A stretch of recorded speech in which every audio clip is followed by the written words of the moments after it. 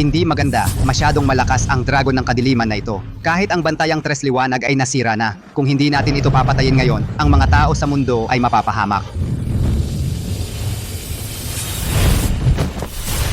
Anak, nakikita mo ba ang nasa ibaba na maliit na palaka? Medyo mahina, pero sapat na para magsanay ka.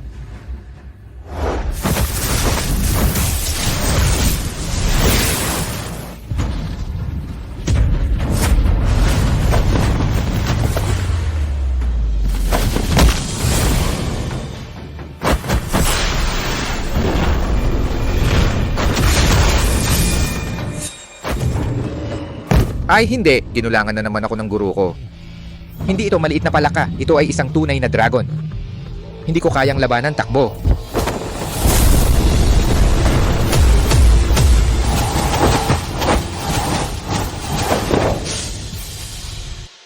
Ligtas na. Napakalakas ng halimaw na yon. Kaya't kailangan ko munang dalhin kayo palayo. Maraming salamat nakatatanda sa pagligtas sa amin.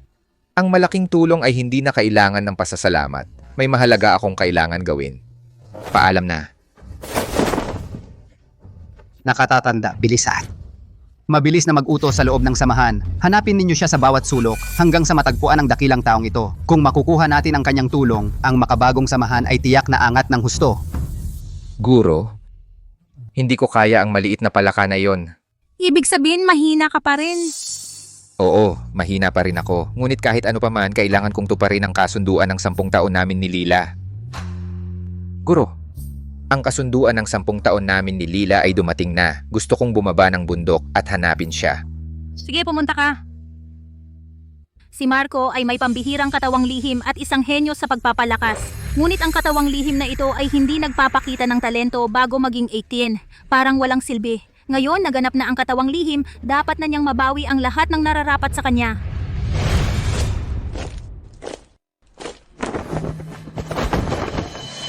Tingnan ninyo si Lila. Papel siya pinakamagandang babae sa Luzon. Si Lila ay hindi lang napakaganda kundi apo rin ng Pinuno ng makabagong samahan na si Lorenzo Lopez. Sino man ang makatagpo sa kanya, ay magtatamasa ng magandang buhay at magkakaroon ng kapangyarihan. Binibini, malapit na ang tamang oras. Narito na ang lahat. Maari na bang simulan ang paligsahan? Hindi. May isa pang tao. Wala pa siya. Hindi magsisimula ang paligsahan. Binibining Lila, ang walang kwenta kong kapatid na si Marco, baka patay na sa labas. Bakit mo pa siya hinihintay? Mas mabuti pang pakasalan mo ako, si Daniel. Hayaan mo akong makita ang napakaganda mong mukha. Imposible. Ang aking muka ay may karapatan lamang makita ni Marco. Marco, kung hindi ka babalik, mas gugustuhin ko pang mamatay kaysa magpakasal sa iba. Teka, At ako naman.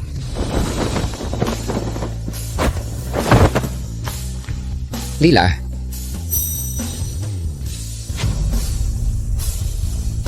Lila, bitawan mo ang babaeng iyan.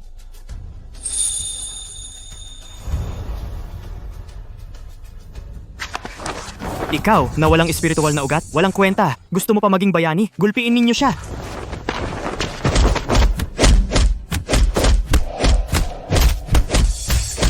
Tara na. Kuya Marco. Pasensya na. Huwag kang matakot, Lila. Kapag lumaki ako, siguradong magiging dakilang bayani ako para protektahan ka. Kuya Marco. Dumating ka talaga. sinabi ko sa'yo, pagbalik ko mula sa pagsasanay, siguradong pakakasalan kita. Ikaw, na walang espiritual na ugat at hindi man lang nagising, walang kwenta. At may lakas ka pa ng loob na magyabang na pakakasalan mo si Lila.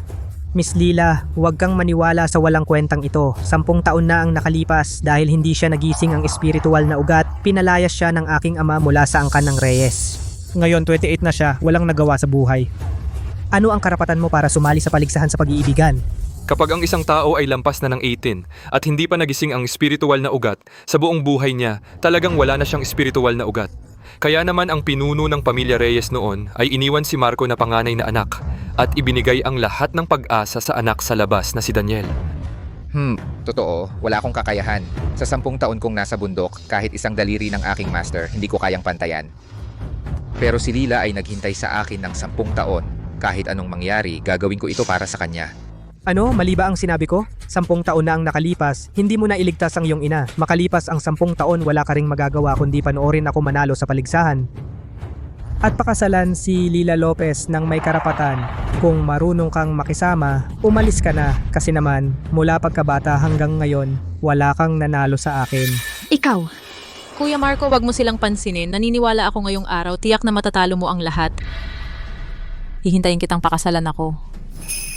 Lila, Babaeng walang hiya, ilang taon na kitang gusto, pero lagi mo akong tinatrato ng malamig samantalang si Marco na walang kwenta, pinagbubuhusan mo ng pagmamahal, mabuti.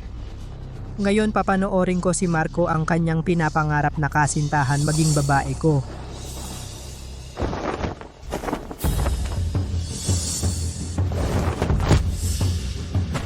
Bati kay Lolo Arturo, pagpupugay kay Lolo Arturo.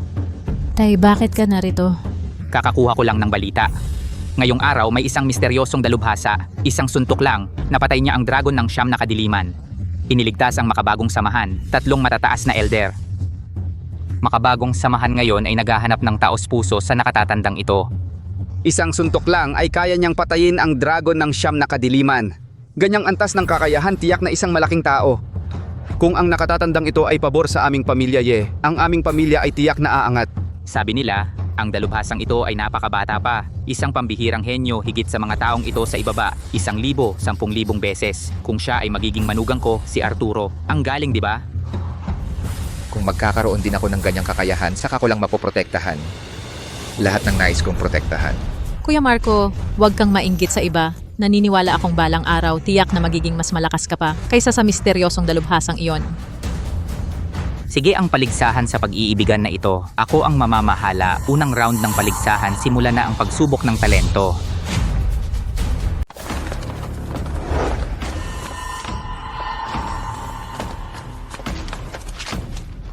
Lahat kayo.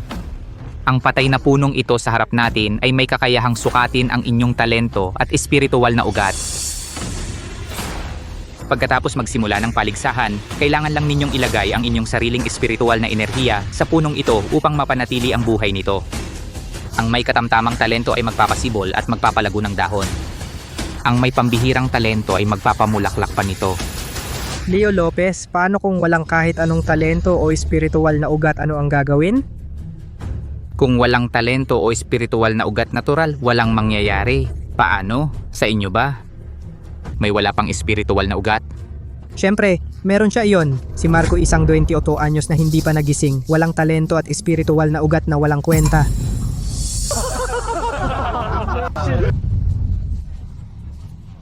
Talagang kahiya-hiya kang nilalang. Walang talento o espiritual na ugat at nangahas kang sumali sa paligsahan ng aking anak na babae? Paligsahan sa pag-iibigan. Akala mo ba ang makabagong samahan ay isang kanlungan para sa mga pulubi? Ikaw sukatin mo sa huling pagkakataon. Sino sa inyo ang mauuna? Ako na.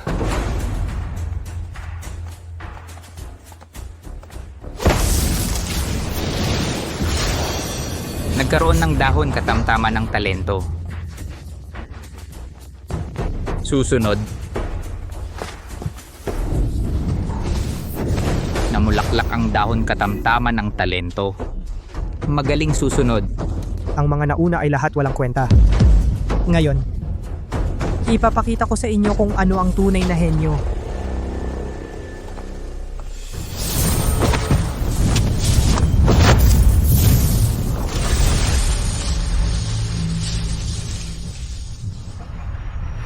Namulaklak sa tuktok ng puno, magaling pambihirang talento. Hahaha, talagang mabuti kang anak ni Eric Reyes.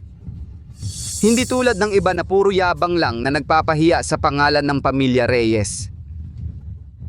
Marco, nakita mo ba? Ito ang agwat sa pagitan mo at sa akin. Ikaw ay isang walang kwentang tao. Manood ka habang ako at si Lila maging mag-asawa ikaw.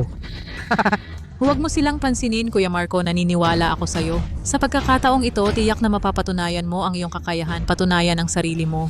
10 taon akong hinintay ni Lila. Hindi ko dapat biguin ang tiwala niya. Kahit mahina pa rin ako ngayon, susubukan ko para sa kanya.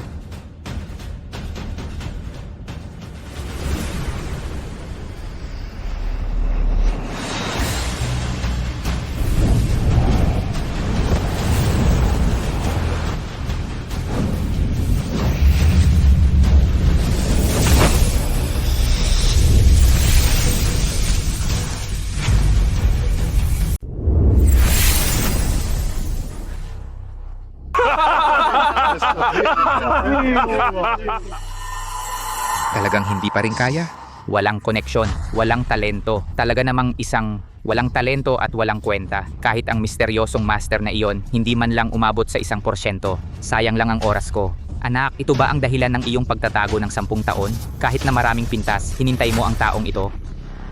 Hindi siya karapat-dapat.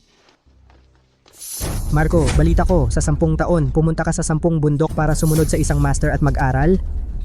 Pero sa pagkakaalam ko, desyerto ang lugar na yon. Wala talagang mahusay doon. Sigurado ka bang pumunta ka lang naghahanap ng kuweba at nagtago ng 10 taon? Ikaw. Daniel, tumahimik ka. Si Kuya Marco ay hindi nagsisinungaling. Noong una, wala akong espiritual na ugat. Akala ng lahat ako ay walang pag-asa na maging cultivator. Si Kuya Marco lang ang nagsabi na kaya ko. Ngayon ako ay naging bahagi ng makabagong samahan bilang pinakamahusay na henyo. Kaya kung sinabi niyang may isang mahusay na tao, tiyak na mayroon. Kuya Marco, huwag kang mawala ng pag-asa. Unang round pa lang ito. May pagkakataon pa tayo. Si Lila lang ang nagsalita para sa akin. Para sa kanya, kahit gaano kahirap ang mga pagsubok, magpapatuloy ako. Sige na, tapos na ang unang laban. Ngayon sumunod kayo sa akin para sa ikalawang round. Lugar ng laban. Tara na.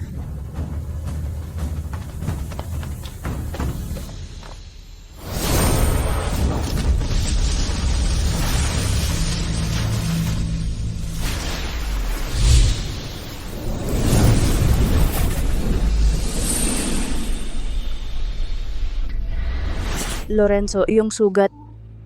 Ito ang aking sagradong nilalang, ang puno ng kalangitan, bagong iniksyon ng isang napakalakas na espiritual na enerhiya. Ang enerhiyang ito ang nagpagaling sa akin. Napakalakas na enerhiya. Gaano kalakas? Libong talulot anyo ng isang immortal, lakas. Daang beses na mas malakas kaysa sa amin. At saka, kapareho ng ninuno na nagligtas sa amin noong araw na yon. Parehong pinagmulan. Ano?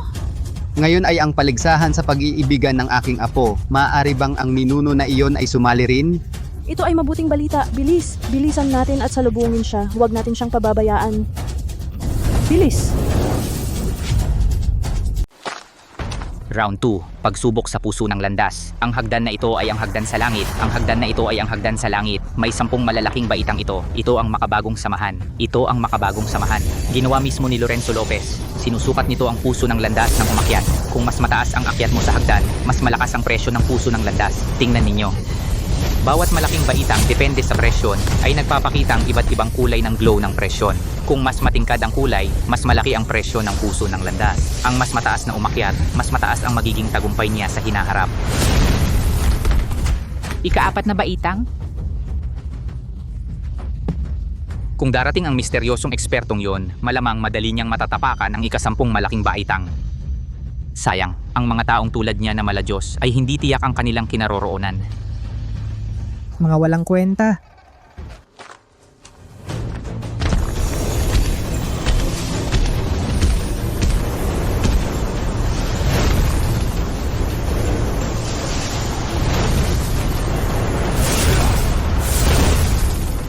Ika-7 baitang ng hagdan sa langit. Mabuti, ibig sabihin, ang iyong puso ng landas ay hindi napapahuli sa 3 pinuno. Ang iyong tagumpay sa hinaharap ay walang hangganan. Ang kakayahan ni Daniel ay katumbas lang ng isang 10,000 ng kakayahan ng ekspertong iyon. Pero itinuturing pa rin siyang pambihirang tao. Sapat lang siya para maging manugang ko. Marco, ikaw naman, umakyat ka na at magpahiya. Kung mas marami kang kahihiyan, lalo kang hindi karapat-dapat pakasalan si Miss Lila. Pero huwag kang mag-alala, kapag ikinasal na kami ni Miss Laila sa kasal namin, iyaya ka namin. Kung tutuusin, ikaw ay itinuturing na kalahating bayani.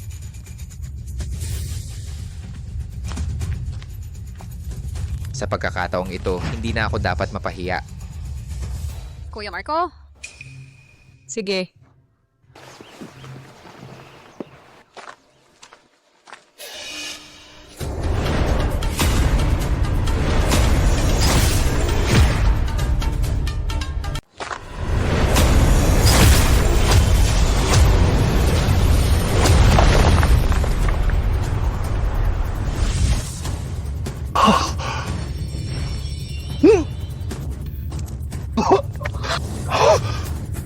Hindi maganda ang inilagay ko sa hagdan sa langit yung estatwa sa ika-10 baitang. Bigla itong nabasag ng isang tao. Paano nangyari iyon? Yung estatwa sa hagdan sa langit ay meron itong kalahati ng iyong lakas. At mayroon pang espesyal na patakaran ng puso Maliban na lang kung may taong may lakas at puso na mas higit pa sa iyo. para mabiyak ang estatwa sa isang iglap. Ikalawang yugto ng paligsahan sa pag-iibigan ay ang pagsubok ng puso sa hagdan sa langit. Tiyak na iyon ang ekspertong nagpamulaklak ng libu-libong bulaklak. Kumilos na. Ang ganitong dalubhasa ay sumali sa paligsahan ng aking apo. Paligsahan sa pag-iibigan ay isang biyaya para sa makabagong samahan. Itong si Arturo, kung pakakawalan niya ang mapapangasawa ng apo ko, papatayin ko siya. Tara na, bilisan natin at hanapin ang mapapangasawa ng apo ko. Dali!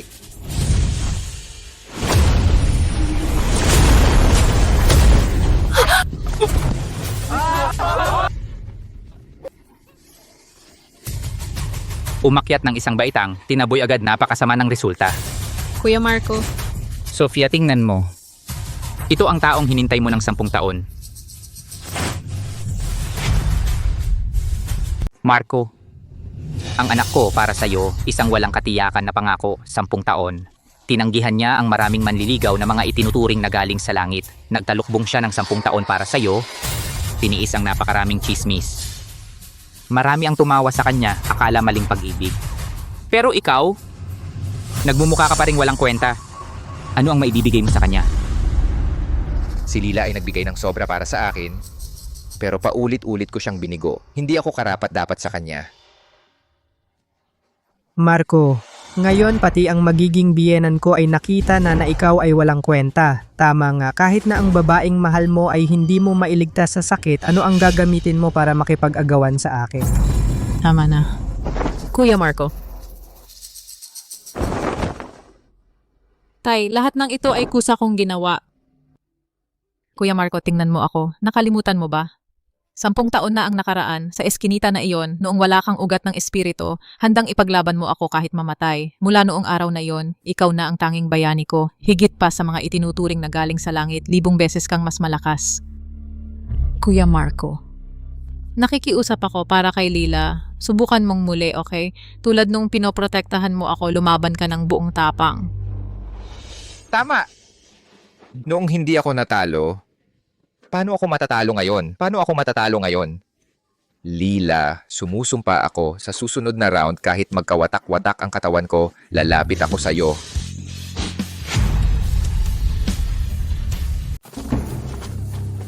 Ikatlong round, ang aking anak na babae ang siyang magsasagawa ng praktikal na pagsusulit. Kung sino ang makatalo sa kanya, siya ang magiging panalo sa paligsahan sa pag-iibigan.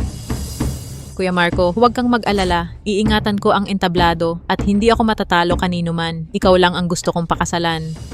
Binibining Lila, ang isang mabuting lalaki ay dapat katulad ng misteryosong eksperto na nagligtas kay Lorenzo Lopez. Dapat siyang mangibabaw sa lahat. Samantalang si Marco na isang duwag ay hindi karapat-dapat na maging asawa mo. Ako lang ang makapagsasabi kung karapat-dapat siya.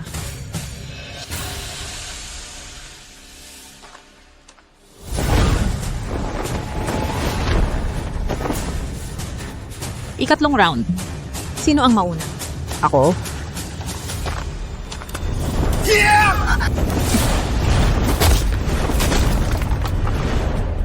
Ako.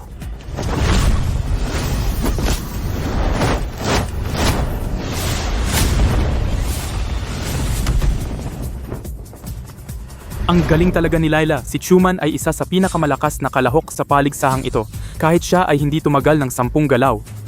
Para kay Marcos na walang kwenta, ipagtatanggol mo ang entablado? Panaginip!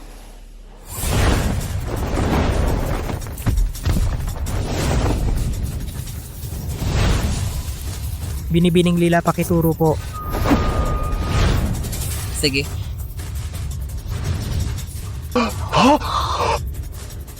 Ito, Mukhang tapos na ang ikalawang round. Tapos na, pupunta na sila sa ikatlong round.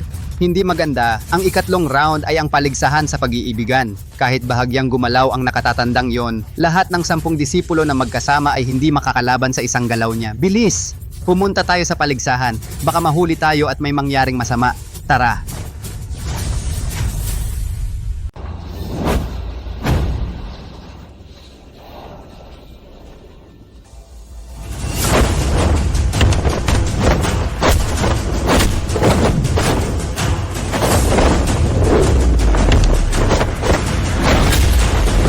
Lila.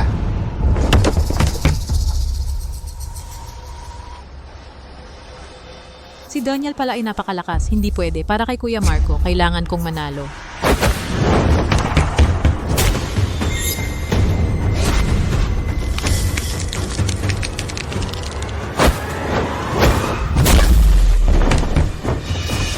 Lila, Binibining Lila tapos na ang laban. Sinabi ko na, ngayong araw ang makakapangasawa sa iyo ay ang paborito ng langit. Ako lang. Panaginip ka lang. Binibining Lila, ang aking anak na si Daniel ay isang pambihirang tao at si Marco ay isa lamang walang kwentang kahihiyan. Bakit ka pa nagpupumilit? Si Kuya Marco ay hindi walang kwenta. Naniniwala ako na balang araw siya ay tatayo sa itaas ng mga ulap at hihiyain kayong lahat. Ikaw, Daniel, kahit si Kuya Marco ay hindi mo kayang pantayan kahit isang bahagi sa 10,000.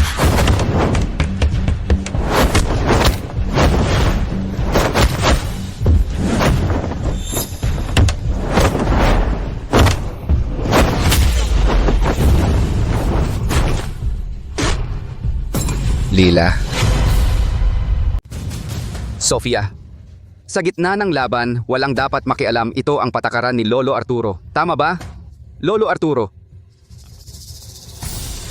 Bago pa matapos ang laban, walang sino man ang dapat makialam sa laban.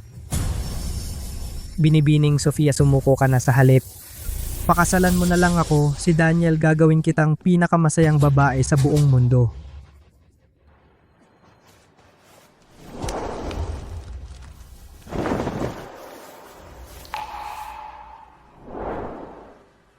Ako, si Sofia, ay hindi susuko. Ngayong araw, kahit mamatay ako sa ring na ito, hindi ako magpapakasal sa iba maliban kay Kuya Marco kanino man. Mangmang ka. Binibining Sofia, pinangarap ko ang sandaling ito. Sa loob ng 10 taon. Gusto kong gawin ito, matagal ko nang ninanais. Ngayon gusto kong sabihin mo mismo na ako lang, si Daniel ang makapag-alis ng iyong belo at makita ang iyong napakagandang muka. Ang aking belo, si Kuya Marco lang ang pwedeng mag-alis nito.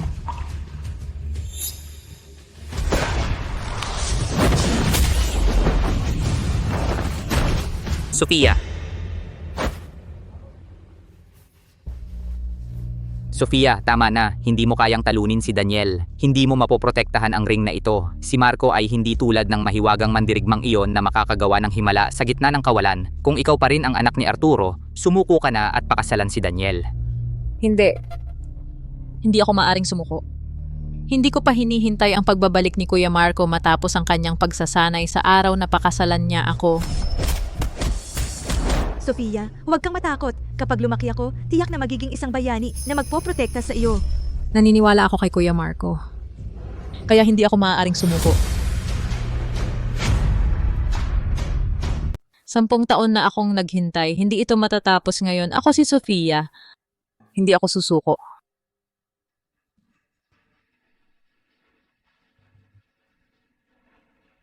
Ang isang lalaki na may asawang ganito, ano pa ang hihilingin? Sige. Hindi ako susuko. Kung ganun, pagbibigyan kita ang babaeng hindi ko makuha, si Daniel. Ang iba hindi rin dapat makuha. Tigil! Ito. Kuya Marco, Sofia, sa susunod na buhay, ikakasal pa rin ako sa iyo. Sofia, hintayin mo ako. Pagkatapos ng 10 taon, tiyak na babalik ako na may natutunan at pakakasalan kita. Kuya Marco, kahit gaano katagal si Sofia ay maghihintay sa iyo, ang aking belo ibaba ko lamang para sa iyo, Kuya Marco. Huwag mo silang pansinin. Naniniwala ako na ngayon tiyak na matatalo mo ang lahat. Hihintayin kitang pakasalan ako. Sa loob ng 28 taon, wala akong nagawa. Walang naniniwala sa akin. Ikaw lang. Ako si Marco, kung ang minamahal ko hindi ko kayang protektahan. Ano pa ang silbi ko? Kung ganon, mamatay ka na.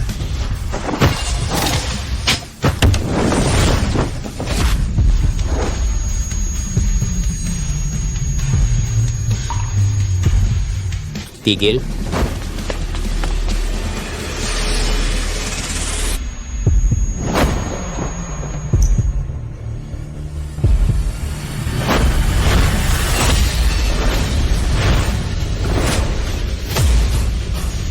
ikaw ang dapat mamatay.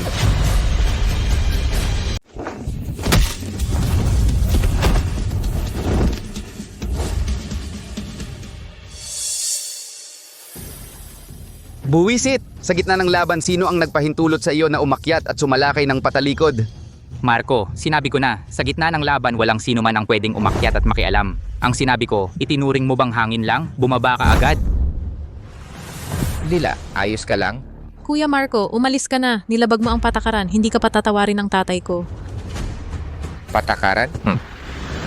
Si Lila, para sa akin ay nagdusa ng 10 taon. Ang inyong mga patakaran ay hindi man lang siya pinrotektahan. Si Lila ay napilitan sa bingit ng kamatayan. Ang inyong mga patakaran nasaan? Mula ngayon, ang patakaran ko, si Marco ang siyang magiging patakaran. Kuya Marco. Nakakatawa. Marco, ang ginawa mo ay manloko lang para ako ay umurong. Akala mo ba talaga ikaw ay isang talunang biglang nanalo? Dahil sa pandaraya, nakayanan mo lang ang isang galaw ni Eli. Ngayon, harapang lumaban kay Eli, Marco, patay ka na. Walang kakayahan. Kahit mamatay, protektahan ko siya. Hindi mamatay ka na.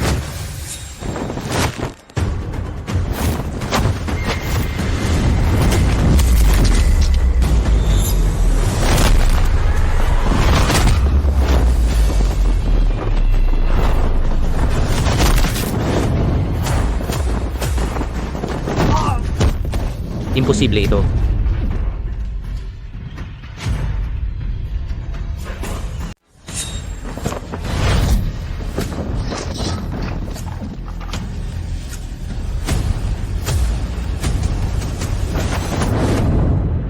Imposible! Daniel, kamusta ka?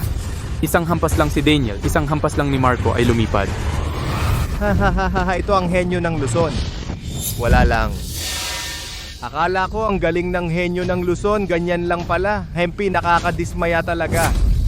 Ito ay ang banal na prinsipe ng kapisanang mandirigma ng Tanglawan. Gabriel. Yung walang tatalo sa Tanglawan, kaya niyang makipaglaban sa pinuno ng kapisanang mandirigma ng daan-daang laban, isang pambihirang henyo. Kaya naman si Daniel ay isang hampas lang at lumipad. Siya pala ang gumawa. Si Gabriel pala ang pumalo, naloka ako. Sabi ko na nga ba si Marco, itong walang espiritual na ugat na walang kwenta, bigyan mo siya ng 100 taon, hindi pa rin niya ito magagawa. Sofia, ayos ka lang ba? Ayos lang ako, Kuya Marco. Tara. Hindi si Gabriel iyon ang gumawa kundi itong binata. Ang napakalawak na espiritual na enerhiya na parang karagatan ay hindi maaaring peke. Kung ikukumpara ang tira ni Daniel kanina sa isang batis, siya ay isang napakalawak na karagatan. Itong binata, sobrang lakas bakit siya nagpapanggap na walang kwenta. Pero itong binata ay may ganitong kakayahan. At kay Sofia ay may matinding pagmamahal. Ay karapat dapat maging manugang ko. Lolo Arturo, ako ay pumunta ng hindi inanyayahan. Hindi ka naman magagalit, di ba? Prinsipe Gabriel galing sa malayong lugar. Ano ang iyong pakay? Narinig ko na ngayong araw ang apo ni Punong Lorenzo ng makabagong samahan, ang pinakamagandang babae, si Sofia ay may paligsahan sa pag-iibigan. Kaya pumunta ako upang sumali. Ang ganyang kagandahan ay dapat sa isang katulad ko na banal na prinsipe.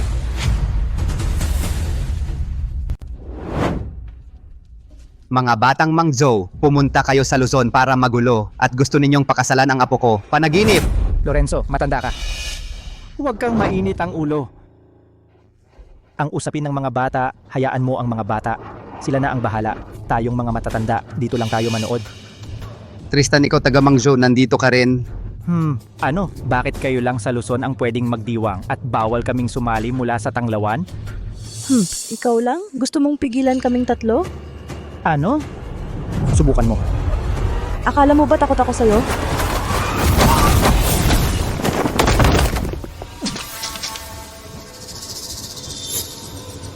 Antas ng Diyos? Naabot mo na ang antas ng Diyos. Kaya Lorenzo, sinabi ko na sa iyo ang usapin ng mga bata, hayaan mo na silang mag-ayos. Pagkatapos ngayon, baka maging magkaugnay tayo. Hahaha. Sino ang may gusto maging kamag-anak sa'yo, ikaw na taga Mangzo? Pero ang matandang iyon ay naroon din. Kung nandyan siya, hindi nabanggitin si Gabriel. Kahit si Tristan ang matandang taga-Mangjo, siya mismo ay pumunta ay hindi magiging pantay. Sige, dahil gusto ni Tristan, manonood ako ng magandang palabas kasama ka. Baka sa oras na yon, ikaw ang magalit. Magalit, haha. Ang alaga ko sa kanyang henerasyon, hindi pa siya natalo. Baka ikaw ang magalit sa huli. Paligsahan sa pag-iibigan, hindi naman ito nakasaad para lang sa mga taga-Luzon. Eh di ganon, sasali ako alinsunod sa patakaran. Prinsipe Darius, bilang isang taga-ibang lupain, gusto mong pakasalan ng anak ko, kailangan mo munang patunayan ang sarili mo. Kailangan mong talunin lahat ng Mga kalahok sa paligsahan. bago ka maituring na panalo. Hahaha, ano naman ang hirap doon? Yan ang gusto ko. Sino sa inyo ang hindi sang-ayon? Sige, lumaban kayo. Kung walang lalaban, ang pinakamagandang babae sa Luzon ay magiging akin. Ikaw na duwag na nandaraya lang, kung may tapang ka, makipaglaban ka sa akin, si Eli Reyes, ng patas at marangal. Oo nga, si Darius Cruz ay nandaya para talunin si Eli. Kung diretsahan ng laban, baka si Eli ang makatalo kay Darius at ipagmalaki ang Luzon. Eli, Ipakita mo ang galing ng Luzon. Eli, huwag mong sayangin ang reputasyon ng mga mandirigma ng Luzon. Ipagmalaki ang pangalan ng pamilya Reyes. ipapakita ko sa iyo, barbarong taga-ibang lupain, ang galing ng henyo ng Luzon sa loob ng 100 na galaw talunin kita. Ako? Talunin mo ako? Hahaha, narinig nyo ba? Ang henyo ng Luzon magaling mangarap. Hahaha. Prinsipe, ang henyong ito ng Luzon, hindi lang mahina ang kakayahan, bobo pa, hahaha. Pala ka sa ilalim ng balon, naglakas loob na sabihing matatalo ang prinsipe? Halika tingnan natin kung paano mo ako matatalo sa 100 na galaw.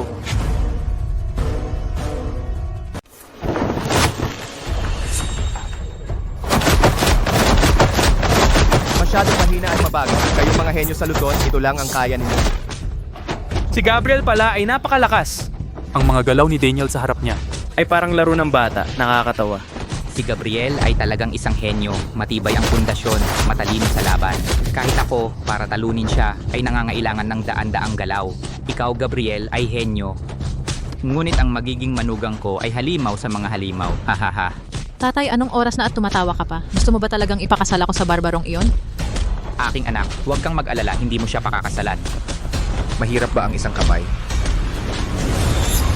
Parang kaya ko rin. Huwag mo akong hamakin. Hamakin ka? Karapat dapat ka bang hamakin ng banal na Gabriel? Gusto ko lang malaman mo na masyado kang mahina. Tapos na ang laro.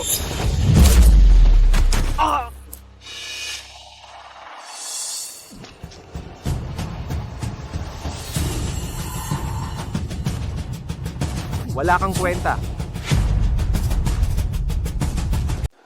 Walang kwenta. Daniel, ayos ka lang ba? Itong si Daniel ay ang inyong Luzon, ang henyo ng bagong henerasyon. Hindi sapat. Ang alaga ko kahit kalahati ng lakas ay hindi pa ginamit. Ang henerasyon ninyo ay mahina. Tristan Santos. Huwag masyadong mayabang. Hindi pa tapos ang laban. Matigas ang bibig. Tingnan natin ang inyong Luzon kung ano pang tao ang mailalabas ninyo. Sino pa? May hindi sang-ayon pwedeng umakyat. Ako, si Darius, ay magpapakita pa rin ng awa gamit ang isang kamay.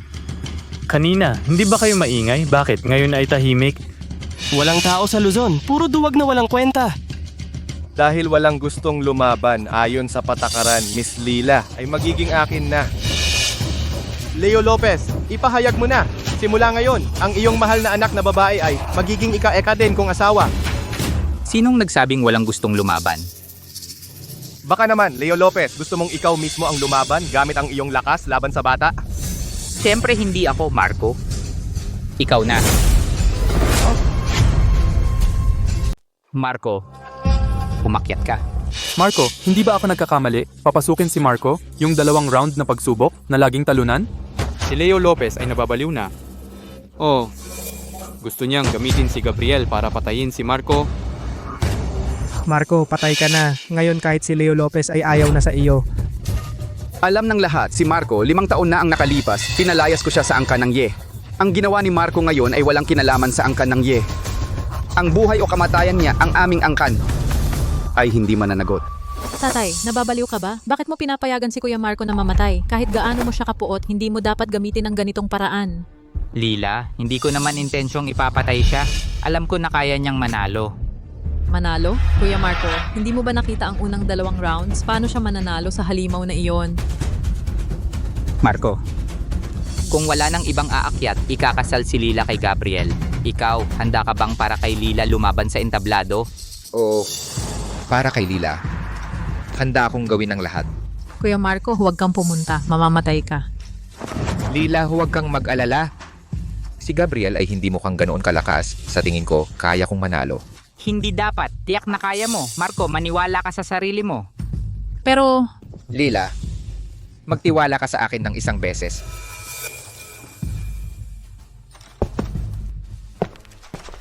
tatay, pangako mo sa akin si Kuya Marco, kung may panganib, iligtas mo siya agad. Kung hindi, hindi ko kayo mapapatawad. Lila, huwag kang mag-alala. Ang nasa panganib ay hindi siya.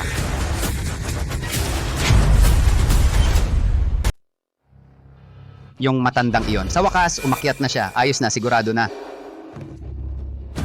Lorenzo Lopez, matandang yon, nalilito ka yata? Narinig ko mula sa mga tao sa ibaba, itong si Marco ay isang ganap na walang kwenta at umaasa kayo sa walang kwentang ito. Kaya ba niyang talunin ang alagad ko? Walang kwenta ba siya? Malalaman din natin agad. Tristan Santos. Hintayin mo lang. Kailangan lang ng alagad ko na gamitin ang kalahating lakas. Isang suntok lang at matatalo ang batang ito.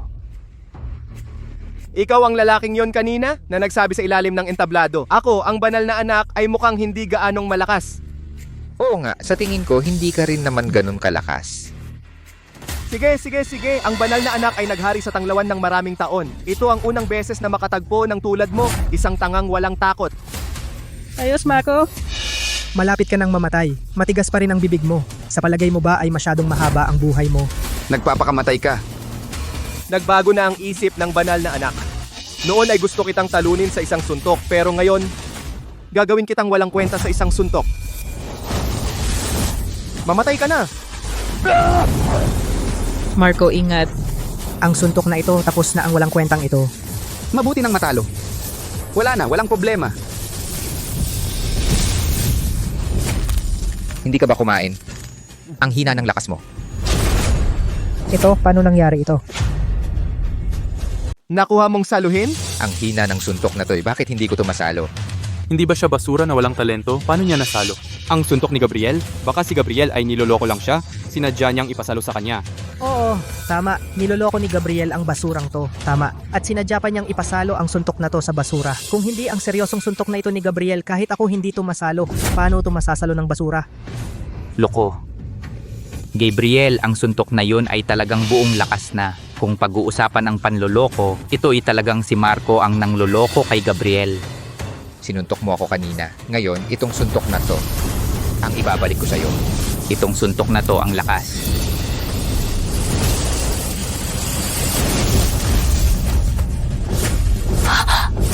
Ano?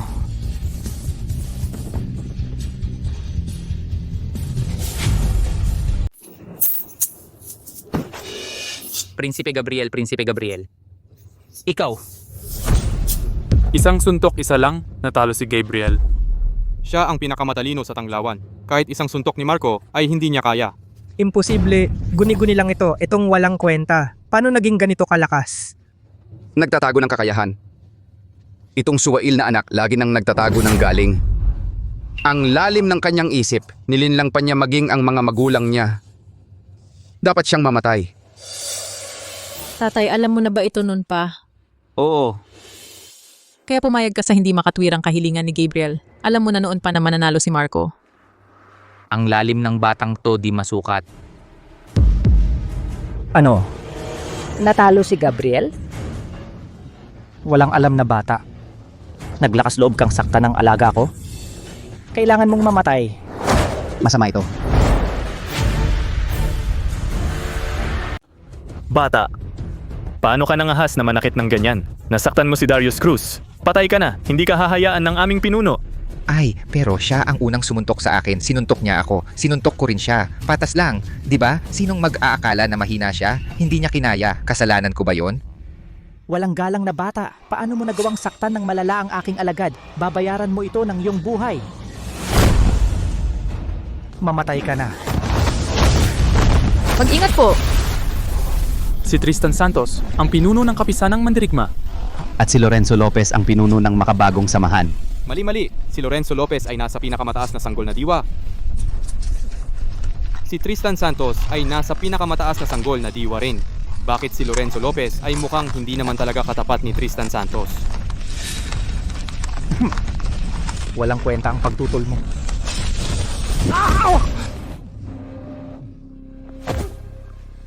Lorenzo, lakas loob mo akong harangan? Ngayon, walang makakapagligtas sa hayop na yan.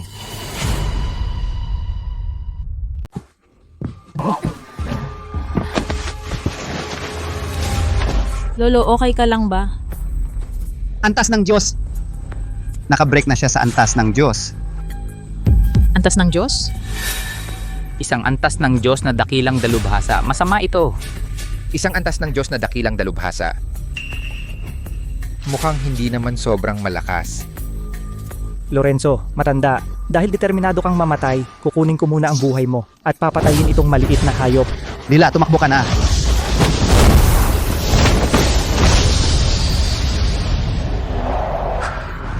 Talagang nahawakan ko? Nahawakan ang Panginoong Lorenzo ay... Nahawakan ang palad ni Tristan Santos. Paano mo nangyari ito? Ikaw, isang Yuan Ying lang. Paano mo naharangan ang aking palad na antas ng Diyos at hindi ka natalo?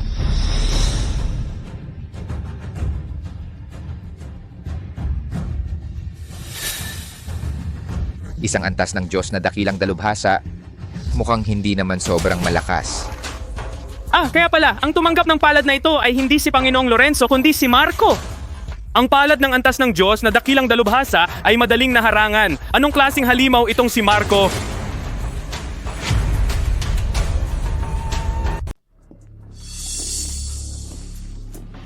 Ginoo. Talaga? Nasa antas ng Diyos ka rin ba? Lolo, ikaw ang lolo ni Lila, kaya ikaw ay nakatatanda ko. Huwag mo akong tawaging Ginoo, tawagin mo na lang akong Marco. Ay, isang cultivator ang nauna ay dapat igalang ang antas ang pinakamahalaga. Mula ngayon, kanya-kanya na tayo ng tawag. Tatawagin kitang Ginoo. Ikaw at si Lila ay pareho. Tawagin mo na lang akong lolo. Sige. Bata. Sino ka ba talaga? Ako si Marco. Lolo, maari ka munang magpahinga. Ako ang lalaban sa kanya. Ginoo, mag-ingat ka.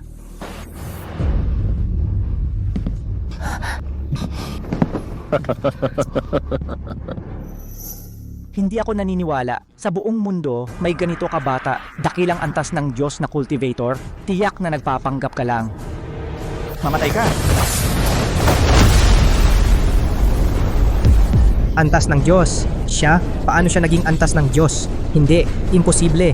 5 taon na ang nakalipas, hindi man lang siya marunong makaramdam ng espiritual na enerhiya. Walang silbi. Ito, imposible. Naintindihan ko na. Si Marco ang hinahanap ng makabagong samahan. Sa lambak na sa isang suntok ay tinalo ang dragon ng siyam na kadiliman, misteryosong eksperto. Ganon pala. Ganon pala. Ako ang tunay na ama ni Marco. Kapag nagsalita ako, tiyak na makakabalik si Marco sa pamilya, ye. Kung magkakaroon si Ye ng si Marco itong eksperto sa antas ng Diyos, tiyak na aakyat sa tuktok ng Luzon. Hindi, ang dalisay at malalim na espiritual na kapangyarihan ng batang ito ay hindi naman papahuli sa akin na kakabreak lang sa antas ng Diyos. Ngunit siya ay napakabata. Imposible na makamit ang antas ng Diyos sa sarili. Binata, hindi ako naniniwala na sa edad mong ito ay may ganitong antas ng pagsasanay. Sabihin mo na mayroon kang napakalakas na artifact na nagpapahintulot sa iyo na lumaban sa akin, isang antas ng Diyos. Wala naman. Ang aking guro ay hindi ako binigyan ng anumang artifact. Tinuruan lang ako ng pagsasanay. Mali ang hula mo. Lalong lumilitaw ang katotohanan sa iyo.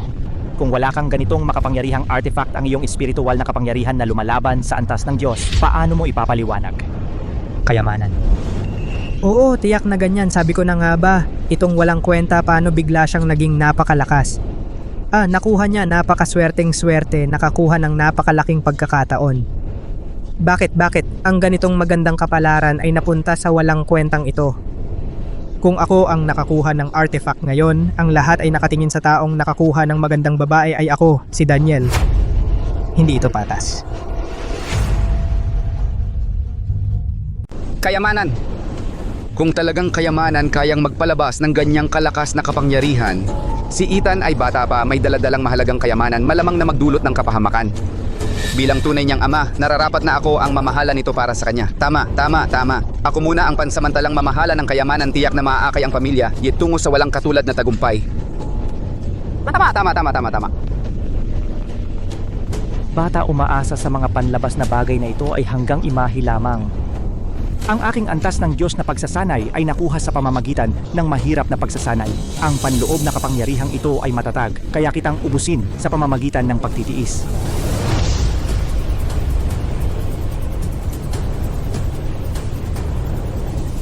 Ano ang nangyayari? Ang tibay ng kayamanan na ito ay talagang kahanga-hanga. Kung magpapatuloy ito, ang aking espiritual na enerhiya ay nauubos, malamang na talagang matatalo ako sa isang hindi inaasahan. Isang malaking praktisyoner ng antas ng Diyos. Ang pinakamalakas na kapangyarihan, ito ba ang lahat? Talagang hindi kahanga-hanga. Akala ko mas malakas pa. Hindi pwede ang batang ito ay tila may sobra pang lakas. Kakabalik ko lang sa antas ng Diyos. Ang buong kakayahan ko ay hindi pa napapatatag.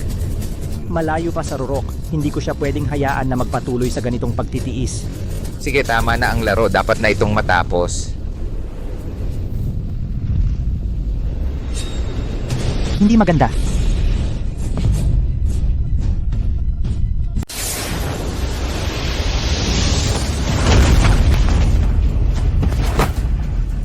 Hoy, bakit biglang umatras? Hindi pa nga ako gumagamit ng lakas eh. Bata, swerte mo ngayon. Kakapromote ko lang sa pagka-Diyos. Hindi pa stable ang aking estado. Kapag nakauwi na ako sa sekta ngayon, pagsasamahin ko ang aking estado. Darating ang araw na kukunin ko ang iyong buhay at kukunin ang iyong kayamanan. Umatras. Hoy, umalis na lang? Ay, Lolo. Maraming salamat nakatatanda sa iyong tulong para sa makabagong samahan na nalutas ang malaking kalamidad na ito. Lolo, pakitayo po agad. Sobra naman kayo, nahihiya ako. Natural lang na tumulong kapag may nakikitang hindi tama. Magaling na bata. Ngayon ipinapahayag ko na ang nagwagi sa paligsahan sa pag-iibigan ay si Marco. Sino pa ang may tutol? Si Marco ay napakalakas. At para sa makabagong samahan, nalutas ang ganitong krisis. Wala kaming tutol. Sandali, may tutol ako. LA Reyes, tapos na ang laban. Mayroon nang nanalo at natalo. Ano ang opinyon mo? Si Ethan Reyes ay umaasa lang sa isang kayamanan na hindi alam kung saan nanggaling, kaya nagkaroon siya ng ganyang lakas. Ang kayamanan ay panlabas na bagay lamang. Hindi iyon maituturing na sariling kakayahan. Kung ako ang may ganitong kayamanan, tiyak na mas malakas ako sa kanya. At ang paligsahan sa pag-iibigan ay may 3 round. Kahit na sa huling round ay swerte siya na matalo si Darius Cruz, paano ang unang 2 round? Ang talento, ang puno ng kalangitan ay walang reaksyon. Ang pagsubok ng puso, umakyat ng isang hakbang at bumaba. Ito ay nakita ng lahat. Kaya ayon sa paligsahan sa pag-iibigan na patakaran na 2 sa 3 panalo, ang nanalo sa unang 2 round ay ako. Ako ang tunay na panalo. Si Ethan Reyes ay isang basura na umaasa sa panlabas na bagay. Ano ang karapatan niyang pakasalan si Lila Lopez? Mukhang may punto. Ang performance ni Marco sa unang 2 round talagang nakakalungkot. Kung nanalo siya sa tulong ng mga gamit, talagang hindi marangal ang panalo. Sabi na Marco, ikaw ay walang kwenta noon at walang kwenta ka habang buhay. Ano ang karapatan mo upang maging karapat-dapat kay Miss Lila? Ang taong karapat-dapat kay Miss Lila ay ako lamang. Sino ang nagsabing si Marco ay walang resulta sa unang 2 round? Ito ay nakita ng lahat. Panginoong Lorenzo, sikat at iginagalang po kayo. Gusto ba ninyong magpakita ng paboritismo? Ako ay palaging makatarungan sa aking mga ginagawa. Si Marco sa unang 2 round ay hindi lamang walang resulta, bagkus ay nakamit ang isang kahanga-hanga at pambihirang resulta. Ikaw lang ang bulag at hindi nakakilala sa tunay na ginto. Tingnan ninyo. Ito si Marco, ang kanyang resulta sa unang 2 round. Tingnan ninyong mabuti. Hindi ito posible.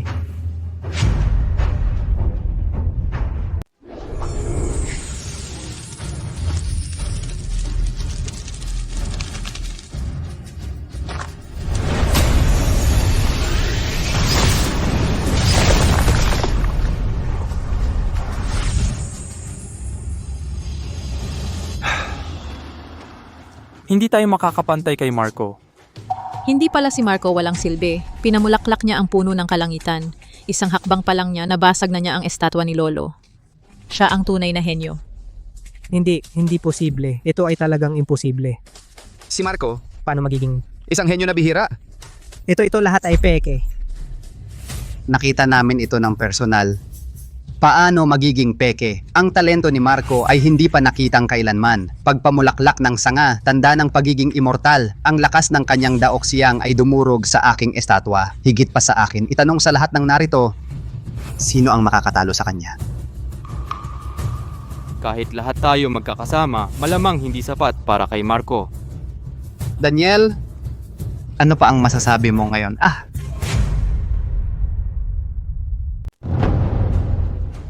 May tao, ang mga manggugulo na sumisira ng kaayusan, palayasin sa makabagong samahan. Marco, huwag kang magyabang. Wala kang kwenta 10 taon na ang nakalipas. At wala ka ring kwenta habang buhay. Nagkataon lang na sinuwerte ka. Nagkaroon ka lang ng mahiwagang bagay. Hindi mo ako matatalo kailanman. Ako ang tunay na henyo ng pamilya Ye. Anak, papa, mali ako. Sa mga nakaraang taon, ako ay nabulag ni Daniel na walang utang na loob at taksil na hayop. Sa mga nakaraang taon, nagtiis ka ng kawalan ng katarungan. Ginoong Ye. Kung mapapatawad kayo ni Marco ngayon, ano ang gagawin ninyo? Siyempre, ibabalik namin si Marco sa bahay. Si Marco, simula ngayon, ay ang tunay na anak ng pamilya Ye at magiging pinuno sa hinaharap. Ibibigay ko ang pinakamagandang resources lahat sa kanya. Babawi ako ng doble. Ngunit ang pagkakaroon ng mahalagang bagay ay alam na ng lahat. Ang ganoong kayamanan si Marco ay bata pa. Baka hindi niya ito kayang bantayan. Kaya,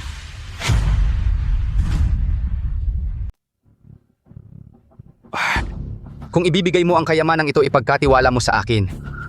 Susugal ako ang matandang katawan ko, haharangin ko para sa iyo ang mga nagnanais na mang-agaw.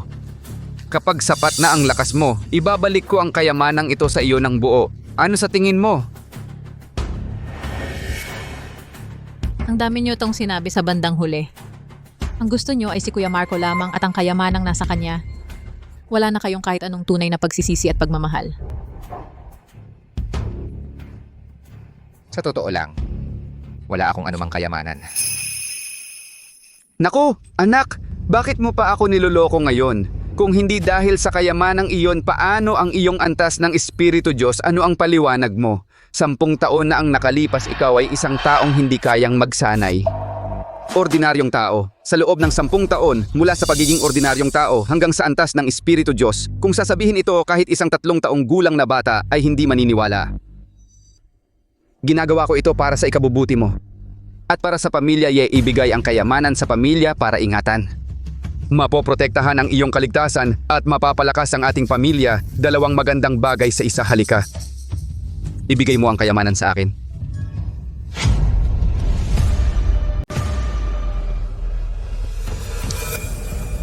Ako si Marco, wala kang pamilyang tulad mo.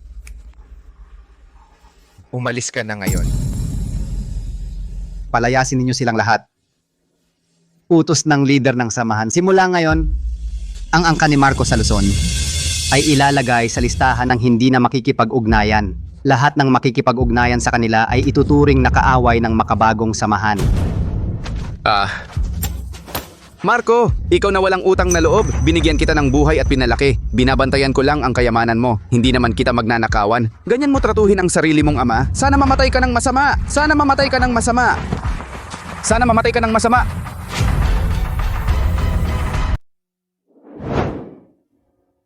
Lolo Ricardo, hindi naman sa tingin mo may kayamanan ako.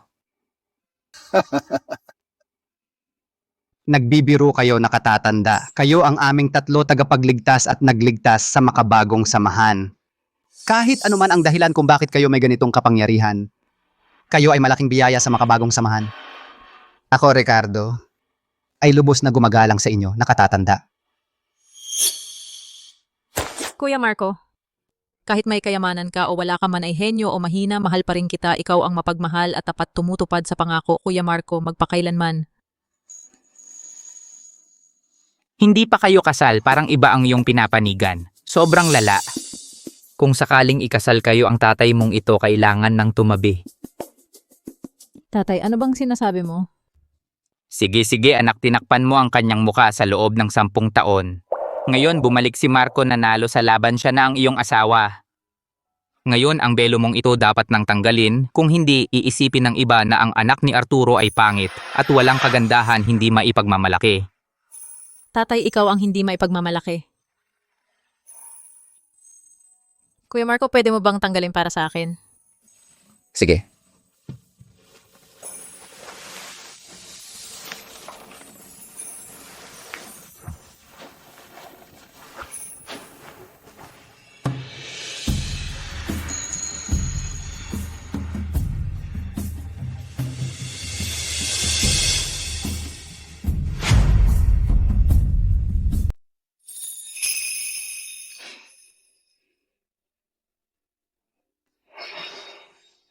Ang ganda, sobrang ganda, para siyang diyosa. Hindi nakakapagtakang siya ang pinakamaganda sa Luzon. Totoong hindi siya overrated. Ito ang aking anak na babae, swerte mo Marco. Mabuti.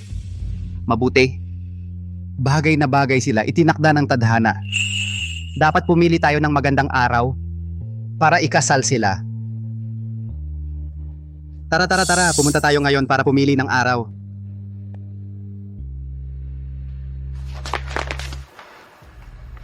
Lila, ang ganda mo talaga. Kuya Marco, Lila, noong 10 taon na ang nakaraan, nangako ako sa'yo na aakyat ako sa bundok para matuto ng martial arts. Kapag natapos na ako at bumalik, pakakasalan kita. Ngayon, sa wakas nagawa ko na. oo, alam ko naman na kaya mo yan, Kuya Marco.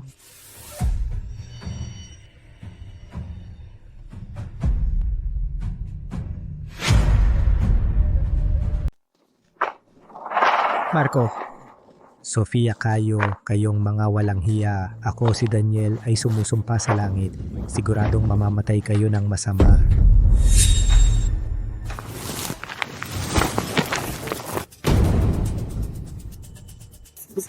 Ang inyong lingkod, si Daniel, pagpupugay sa inyo, Ginoo. Hindi ko po alam, Ginoo, ano po ang inyong ipag-uutos. Alam mo ba ang makabagong samahan? Oo, alam ko. Galing po ako sa makabagong samahan dahil sa paligsahan sa pag-iibigan. Paligsahan sa pag-iibigan. Sino ang nag-aalok? Ito ay ang pinuno ng makabagong samahan na apo ni Lorenzo Sofia. Sofia, anong sinabi mo? Angkan Lopez ang tapang ninyo. At magdaos para sa binibini ng paligsahan sa pag-iibigan? Binibini. Ginoo, kayo po ay... Ako si Miguel.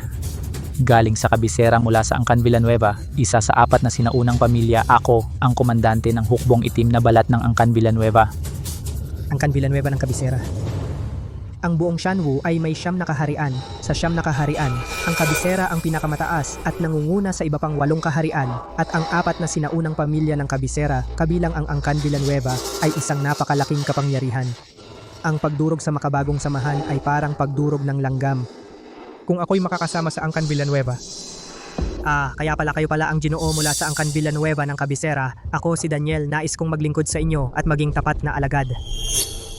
Mabuti. Sa paglalakbay na ito, kailangan ko ng alipin na pamilyar sa Luzon. Gusto mo bang sumunod sa akin? Oo, gusto ko po. Ako po gusto ko po, 100%. Angkan Villanueva, ito ay mas malakas kaysa sa makabagong samahan na isang napakalaking taga-suporta. Kung ako'y mapansin ng Angkan Villanueva, ako si Daniel, hindi na mag-aalala na muling bumangon. Marco, hintayin mo ako? Ginoo, sa pagkakaalam ko, si Sofia ay ang punong matanda ng makabagong samahan, anak ni Arturo. Mukhang hindi siya Villanueva, Gino, baka nagkakamali kayo ng hinahanap. Arturo talaga ang ama ng binibini, pero ang kanyang ina ay ang kasalukuyang puno ng Angkan Villanueva. Ganon pala.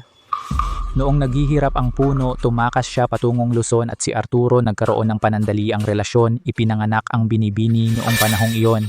Nagkaroon ng kaguluhan sa loob ng Angkan Villanueva para sa kaligtasan ng binibini, kaya siya pansamantalang inalagaan sa makabagong samahan. Ngayon naayos na ng puno ang Angkan Villanueva.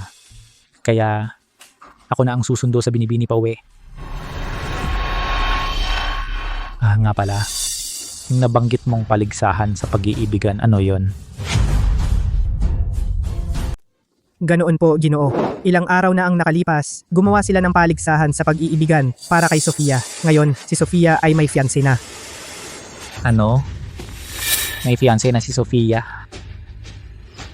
Sino ang lalaking iyon? Ginoo, iyong lalaki ay isang walang kwentang walang kakayahan. Sa paligsahan, nanalo siya sa pamamagitan ng masamang paraan. Siya ang nanalo. Isang hamak na walang kwenta ay nangahas na hawakan si Sofia. Magaling ang Villanueva, magaling makabagong samahan. Ang tatalas ng inyong loob. Ang pinuno ng angkan ay matagal nang nakipagkasundo kay Gio Bautista para sa kasal at kayo ay nangahas na ipakasal siya sa iba. Hahanapin ninyo ang kamatayan. Daniel, mag-guide ka. Pumunta tayo agad sa makabagong samahan. Ako mismo ang kukuha kay Sofia. At yung walang kwentang sumira sa puri niya, pupunitin ko ng pira-piraso. Opo, Gino. Sumunod po kayo sa akin. Malaki pala ang background ni Sofia. Marco, akala mo panalo ka na. Panaginip. Ang babaeng Villanueva ay hindi para sa'yo. Sofia, nagpunta ako sa guro ko. Babalik ako sa ilang araw. Hihintayin kita. Marco, ingat ka sa biyahe. Ikamusta mo ako sa guro mo? Sige, hintayin mo ako.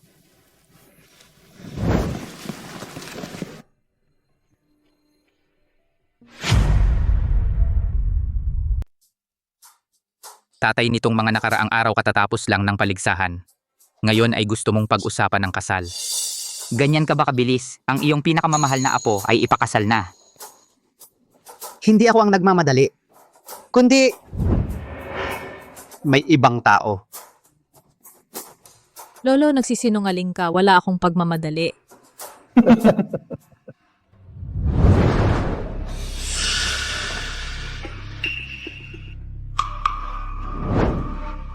Sino ka? At nangahas kang pumasok sa makabagong samahan ko?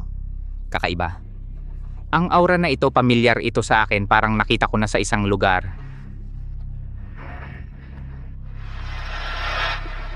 Arturo, matagal na tayong hindi nagkita. Ikaw pala. Ang Villanueva ng kabisera. Bakit sila narito? Ang Villanueva ang pamilya ng aking ina. Miguel. Noong panahong iyon, sinunod ko ang kasunduan at humiwalay sa Angkan Villanueva, wala ng komunikasyon. Ngayon pumunta ka kasama ang iyong mga tao. Anong pakay mo? Tama. Ang nangyari noon, katanggap-tanggap ang iyong ginawa. Pinasalamatan ka ng pinuno dahil inalagaan mo ang binibini. Ngayon, pumunta ako rito, nagdadala ng gantimpala bilang gantimpala. Pero, Arturo, hindi mo dapat ginawa na mag-isa mong ayusin ang kasal ng binibini, ang walang kwentang paligsahan sa pag-iibigan. Higit sa lahat, hindi mo dapat ipakasal ang binibini sa isang walang kakayahang basura. Miguel. Si Lila ay anak ko. Ako ang mag-aasikaso ng kasal niya. Pumili ng mabuting manliligaw para sa kanya. Iyan ay nararapat at tama. Anong kinalaman ng Angkan Villanueva? Ibigay ang binibini sa isang walang kakayahang espiritual na hamak iyon ang pinakamalaking insulto. Ikaw? Ang binibini ay may marangal na dugo ng Angkan Villanueva, hindi dapat mahawakan ng isang hamak na walang kwenta. Marco ay hindi isang hamak. Wala akong pakialam kung sino ka. Huwag mo siyang sabihan ng ganyan. Binibini. Naglalahad lang ako ng katotohanan. Ang taong iyon ay hindi talaga bagay sa iyo. Bukod pa riyan, ang patriarka ay matagal nang nag-ayos para sa iyo, binibini, ng isang kasunduan sa kasal. Ang kabilang panig ay isa sa mga 4 na sinaunang angkan sa kabisera, ang binata ng Angkan Bautista, na may mataas na katayuan, pambihirang talento at sa iyo ay talagang bagay. Ang aking pagdating ngayon ay upang ihatid ka pabalik sa kabisera, binibini, upang pakasalan ang binata ng Angkan Bautista, kasal.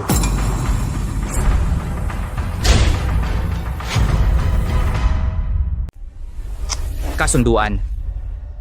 Ang anak kong babae ay may kasunduan na sa kasal. Malapit na silang ikasal. Hindi kailangan ang pakikialam ng Angkan Villanueva.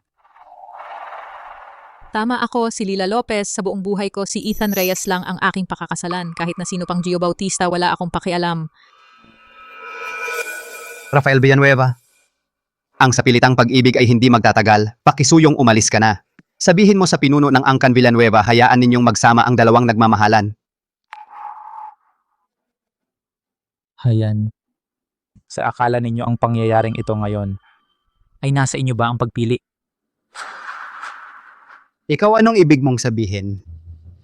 Ang ibig sabihin, ako mismo ay pumunta ngayon para sunduin ang binibini pabalik ng kabisera. Ito ay dapat mangyari. Pumayag ka man o hindi, susunduin ko pa rin. Walang galang?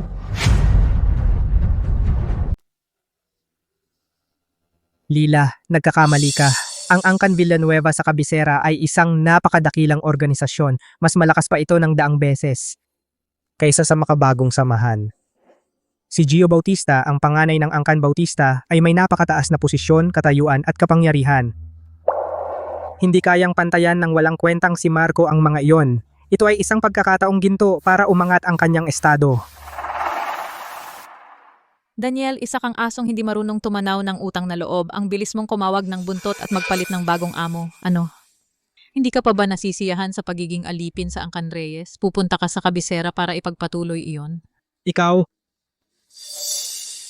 walang utang na loob. Ginoo, si Lila ay tuluyang nabulag ng isip ni Marco. Lagi siyang nasa isip niya. Kung hindi natin aalisin ang walang kwentang iyon, kahit ibalik natin si Lila, malamang maaalala pa rin niya ito.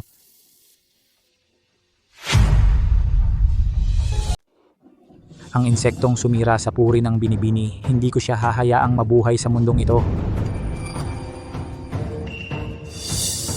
Bigyan ko kayo ng 10 segundo para ibigay siya. Kung hindi, huwag kayong magalit.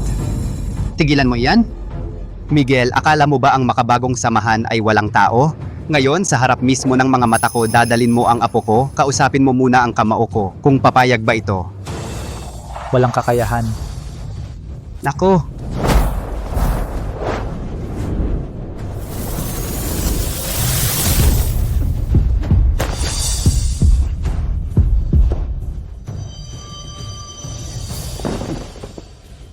Parang ipis na sumalpok sa gulong. demigod. Ikaw ay isa ring demigod.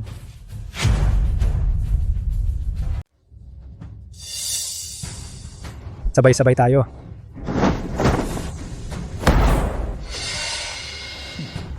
Mga langgam lang. Hindi makagalaw. Sumpa!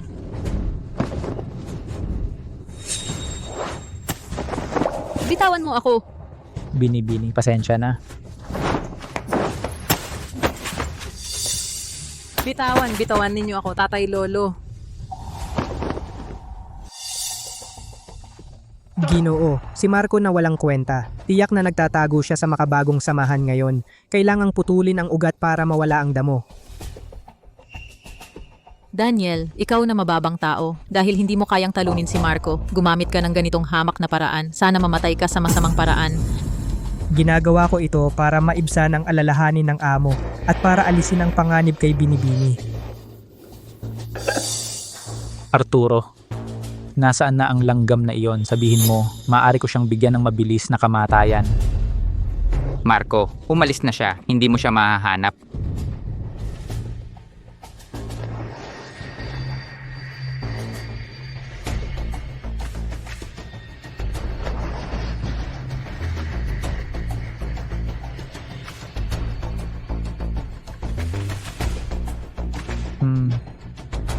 Talagang wala siya. Tanga ang swerte naman tumakas siya. Swerte niya nakatakas na parang aso. Kung maglakas loob siya ulit kay Lila at magkaroon ng masamang intensyon, saan man siya tumakas, ako mismo ang haharap sa kanya at papatayin siya ng tuluyan. Tara, dalhin si Lila pabalik sa kabisera. Buisit, ibalik mo ang anak ko. Leo, kalmahan mo. Ano ang silbi ng paghabol mo? Kaya mo bang talunin si Miguel? Dadagdagan lang ang kahihiyan, hayaan mo lang na makita si Lila na dinala. Ang walang kwenta ko. Hindi ko man lang maprotektahan ang sarili kong anak. Angkan Villanueva ay nakatira sa kabisera isang malaking kapangyarihan na hindi natin kayang kalabanin. Ngayon kailangan nating hintayin si Marco at magplano ng mahaba.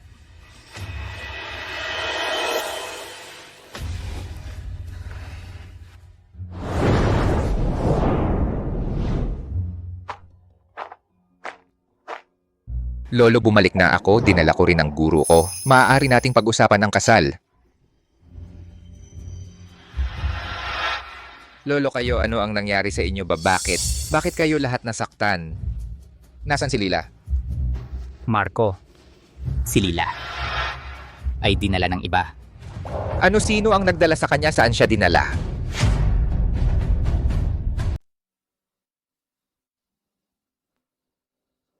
Oo, si tiya ni Lila ang nagpadala. Siya ang nag-utos na kunin siya. Sigurado iyon. Hindi pa alam ni tiya ang tungkol sa relasyon namin ni Lila. Kapag pumunta ako sa kabisera, ipapaliwanag ko sa kanya. Naniniwala akong mauunawaan niya at papayag siya para sa atin. Anak, hindi mo kilala ang tiya mo. Sa kanyang paningin, kapangyarihan lang, lakas at interes ng angkan ang mahalaga. Pinahahalagahan niya ang angkan at pinagmulan. Noong una, kung hindi siya naghirap at nangailangan ng lakas ng makabagong samahan para makabangon, hinding-hindi niya isisilang si Lila kasama ko. Ikaw ay mula sa mababang uri, sa kanyang paningin, wala kang pinagmulan, parang langgam. Hinding-hindi niya papayagan na maging kayo ni Lila. Pinagmulan? Angkan. Sinong nagsabing walang pinagmulan ng alaga kong si Ethan? Tito Lolo, ito ang guro ko, si Maya de Leon.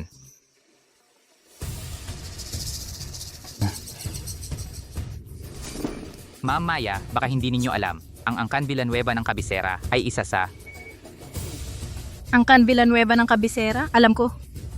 Hindi ba yung nagtatago sa kabisera at halos makapasok sa 4 na pamilya ang angkan na iyon? Alam mo ang 4 na pamilya?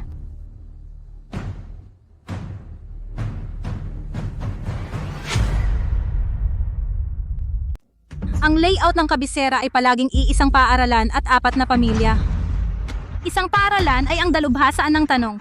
Nakaupo ito sa tuktok ng kabisera, lampas sa material na mundo, walang makakapantay.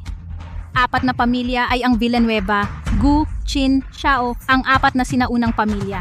Ngunit kahit ang 4 na pamilyang ito ay nag-aagawan upang ipadala ang kanilang mga anak sa dalubhasaan ng tanong para magsanay, upang makakuha ng koneksyon. Tama ba ang sinasabi ko? Senyor, ikaw ay tungkol sa mga bagay sa kabisera, ganito ka alam? Baka ikaw ay... Ako ay talagang taga-kabisera. Maestra, ikaw ay hindi taga Luzon? Ethan, mahabang kwento ito. Sa hinaharap, ang iyong maestra ay unti-unting magkukwento sa'yo. Ang agarang gawain ay ang pag-ayos ng iyong kasal. Ang yabang ng Angkan Villanueva na maglakas loob na hamakin ang alagad ni Isabel. Matagal na akong hindi nakauwi, may mga tao na nakalimot na sa sakit. Sa pagkakataong ito, talagang bibigyan natin sila ng leksyon. Ma'am, ang kapangyarihan ng Angkan Villanueva ay masalimuot at magkakaugnay maraming mga dalubhasa, hindi basta-basta kalaban. Si Miguel ay isa ring malakas sa antas ng Diyos sa loob ng Angkan Villanueva, malamang mayroon pang mas nakakatakot na nilalang. Ang bagay na ito kailangan nating pag-isipang mabuti, huwag tayong magpabaya. Alam ko ang aking gagawin, isang grupo lang ng mga taong makitidang pananaw. Ma'am, ano ang balak ninyo na gawin? Paano diretso kong sasalakayin ang Angkan Villanueva at kukunin ang manugang kong babae? At tatanungin ko rin si Rosa Villanueva kung sino ang nagbigay sa kanya ng lakas ng loob na sirain ang magandang bagay para sa alaga ko. Salakayin ang Angkan Villanueva ito. Ma'am po, mukhang hindi ito maganda. Pagkatapos ng lahat, iyon ay ang angkan ng ina ni Lila. Kung mag-aaway tayo, si Lila ay nasa gitna. Malamang mahirap para sa kanya. Oo nga. Ano ang hindi tama? Sila ang unang hindi makatuwiran. Marco, tingnan mo ito. Guro. Pakiusap, huwag kayong magalit. Leo, huwag kang mag-alala. Ang sinabi ko lang ay galit na salita. Ang Angkan Villanueva ay si Marco, ang magiging pamilya ng kanyang asawa sa hinaharap. Kung gagamit tayo ng dahas, masisira ang magandang relasyon. At pagsisisihan din ni Lila na mahihirapan siya. Ma'am, naiintindihan ninyo, kung hindi kailangan, mangyaring huwag gumamit ng dahas. Hindi gagamit ng dahas. Kami at ang Angkan Villanueva mag-uusap ng maayos. Mag-uusap ng maayos? Eto, paano tayo mag-uusap? Hindi ba sinabi ng Angkan Villanueva na si Marco ay mababa ang pinagmulan at walang kapangyarihan o background? Kaya tayo ay magbibigay sa kanila ng isang background na hindi nila kayang tanggihan at saka si Ethan Reyes ay sapat na para daigin ang lahat ng kasing edad niya. Dalawang bagay ng sabay upang sila ay walang masabi. Magandang plano ito kung magagawa ito talagang lahat ay masaya. Ethan Reyes, pagkatapos ng 3 araw ay ang dalubhasa ng tanong taunang pagtanggap ng mga estudyante sa oras na iyon. Ang mga talento mula sa kabisera, kasama ang mga natatangi sa 4 na pangunahing pamilya, ay magtitipon-tipon. Ang nakipagkasundong pakasal kay Lila Lopez na si Gio Bautista ay malamang nasasali rin. Guro, ang ibig mong sabihin, Pumunta ka sa enrollment ceremony. Sa harap ng lahat, talunin ng harapan ang batang Ginoong Bautista. Manalo sa posisyong pangunahing estudyante ngayong taon. Patunayan sa iyong kakayahan na ikaw ay 100 beses na mas malakas kaysa sa anumang tinatawag na henyo na pinapaboran ng Angkan Villanueva. Ang galing! Ang dalubhasaan ng tanong ay laging mayroong pambihirang henyo na yumanig sa kabisera. Walang kapantay na talento. Walang hanggan ang kinabukasan. Ang 4 na pangunahing angkan ay aktibong nag-aanyaya sa kanya. Kung si Marco ay manalo ng top spot dahil sa ganoong kakayahan ang Angkan Villanueva, ay hindi maglalakas loob na maliitin siya. Tama. Sa kakayahan, si Marco na ang bahala. Tungkol naman sa background, ako. Ang pinakamatibay na background ni Marco. Guro, paano kung hindi ako manalo ng top spot? Hindi ba lagi mong sinasabi na mahina ako? Marco, ang pagsasabi ng guro na mahina ka ay para mahasa ang iyong pagkatao. Paraan lang iyon para ma-encourage ka. Ngayon, malakas ka na. Hindi mo na kailangan ng ganoong paraan. Guro, niloloko mo lang pala ako?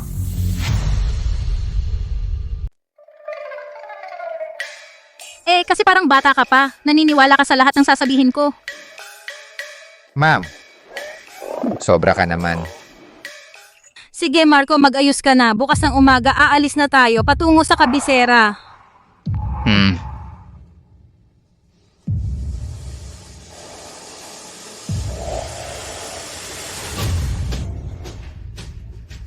Tito, Lolo, huwag kayong mag-alala. Tiyak kong ibabalik ko si Lila ng ligtas at maayos. Magaling, naniniwala ako sa'yo. Mag-ingat ka sa lahat. Mag-ingat ka lagi. Oo. Ma'am.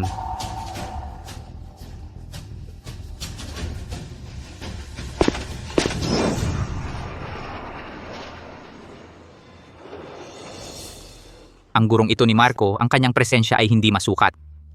Sa kanyang pananalita sa mga nangungunang puwersa ng kabisera, kilalang kilala niya kahit parang wala lang sa kanya. Sino ba talaga siya? Nakabasa na ako ng ilang sinaunang mga lumang manuskrito kung saan malabo ang tala na sa dalubhasaan ng tanong noong ito ay itinatag ay tila may isang napakatalino na tagapagtatag ang taong ito. Ay may apelidong Mu. Sinasabi mo bang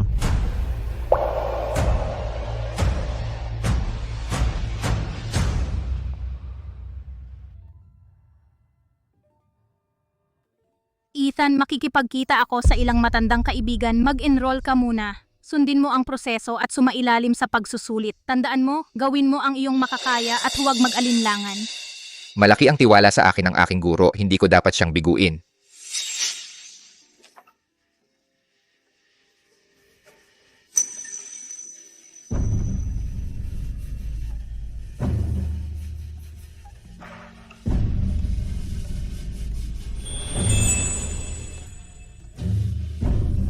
Lila-lila.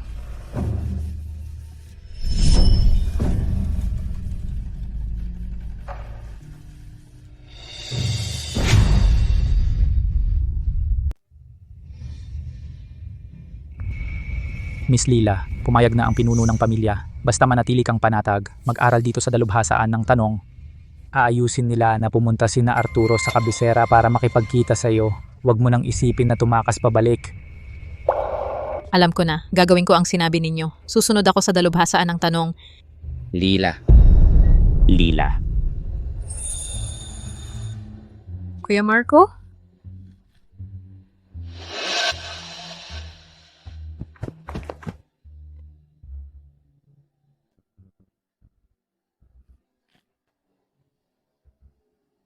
Itong walang kwenta, bakit siya nandito sa kabisera? Pero buti na lang dumating siya, nakatakas ka sa makabagong samahan. Ngayon, ikaw na mismo ang lumapit para mamatay. Mabuti na lang, gamit si Miguel, tuluyan ka nang mawawala. Ikaw na malaking banta. Ginoong Miguel, yung taong iyon ay ang laging bumabagabag kay Miss Lila. Walang kwentang walang takot. Marco. Mabuti, napakabuti. Naglakas loob kang sumunod sa kabisera at nilait mo pa si Miss Lila sa publiko. Talagang hinahanap mo ang kamatayan. Marco, bakit ka nandito? Siyempre, hinahanap kita, isasama kita. Hindi. Marco, umalis ka na. Si Miguel ay napakalakas. Papatayin ka niya. Umalis ka na. Ngayon ka lang aalis, huli na. Hindi kita papayag na saktan mo siya. Kung sasaktan mo si Marco kahit isang hibla ng buhok, hindi kita patatawarin. Seryoso ako.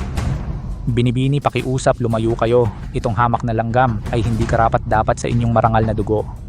Ang kanyang pag-iral ay isang paglapastangan sa Angkan Villanueva. Kayo, alagaan ninyo si Binibini. Opo, susunod po. Binibini, pakiusap, umurong po kayo para hindi kayo ay masaktan. Daniel, ikaw na walang hiya. Sige, lusob. Daniel, bakit ka nandito? Marco, mas mabuting alalahanin mo ang sarili mo. Ang iyong kamatayan ay dumating na. Kunin ninyo itong walang kwenta. Kunin nyo ang basurang ito.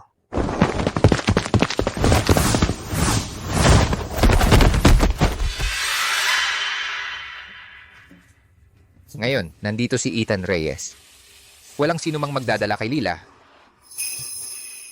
Iyon ang kumander ng hukbong itim na balat ng Angkan Villanueva, si Rafael Villanueva.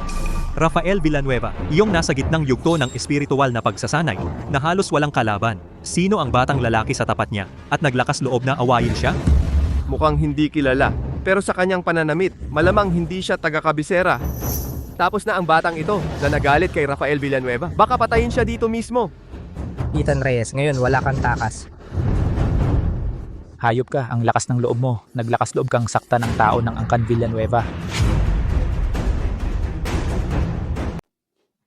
Ikaw na hayop, ang lakas ng loob mo. Paano mo nagawang sakta ng isang tao ng Angkan Villanueva?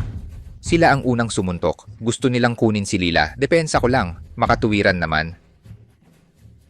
Makatuwiran? Sa kabisera ang kalooban ng Angkan Villanueva ang batas.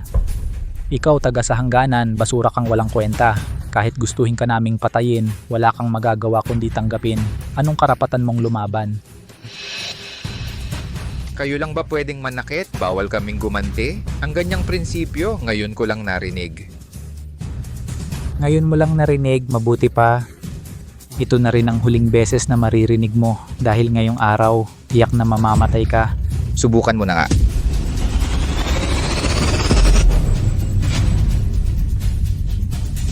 Subukan mo.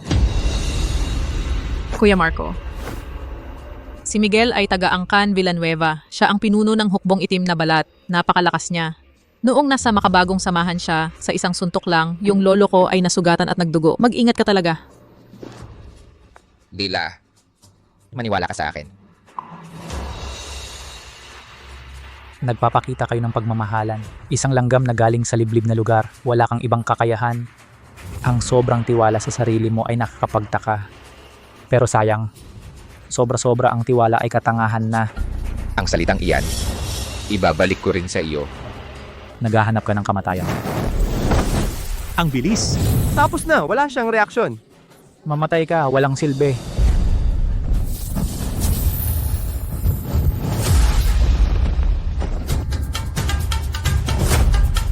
Salo! Nasalo. Siya ay nasalo ang atake ni Miguel. Imposible. Siguradong gamit na naman ang kayamanan na yan. Tiyak, walang kwenta ito. Wala siyang silbi. Nagawa niyang harapin ang aking 7 bahagdan na lakas na hampas. Ang lakas ng espiritu na ito ay hindi naman mababa sa karaniwang antas ng Diyos sa unang yugto. Pero ayon kay Daniel, si Marco ay umaasa lamang sa isang makapangyarihang kayamanan para makalaban sa isang nasa antas ng Diyos. Ang pag-asa sa panlabas na lakas ay pandaraya, sa huli ay maling daan.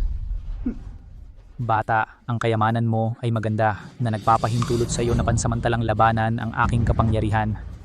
Pero dito na magtatapos ang lahat. Tingnan natin kung hanggang kailan katatagal sa iyong panlabas na gamit. Tigil. Ginoong Seth, anong ibig mong sabihin? Ang batang ito ay dapat patayin ng Angkan Villanueva. Ito ay utos ng aming pinuno ng Angkan na personal na iniutos. Kapitan Rafael, sa harap ng dalubhasaan ng tanong, mahigpit na ipinagbabawal ang personal na away at paghihiganti. Ito ay mahigpit na tuntunin ng paaralan. Ikaw, lumalabag ka sa hangganan. Pero G. Ignacio, ang taong ito, Huwag mo nang sabihin, sa aking paningin, dito ay mayroon lamang mga bagong estudyante na nag-apply sa dalubhasaan. Walang kaaway ng Angkan Villanueva. Komandante Miguel, kung hindi pumayag ang punong Villanueva, maaari siyang pumunta mismo sa aking dalubhasaan. bata, buti na lang para sa'yo. Ang patakaran ng dalubhasaan ay makakapagligtas sa'yo ng ilang sandali, ngunit hindi magpakailanman. Ang iyong lakas ay sa tulong lamang ng mga bagay na panlabas, ngunit ang pagsusuri para sa mga bagong estudyante ay mahigpit na ipinagbabawal ang paggamit ng anumang mahiwagang bagay o panlabas na kapangyarihan. Nais kong makita hanggang kailan katatagal sa tulong ng mga panlabas na bagay.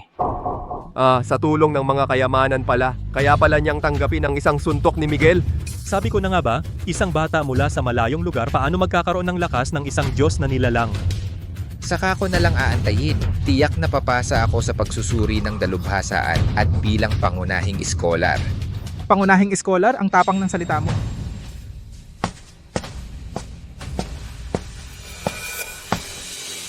Diego. Siya si Diego, ang prinsipe ng Angkan Bautista.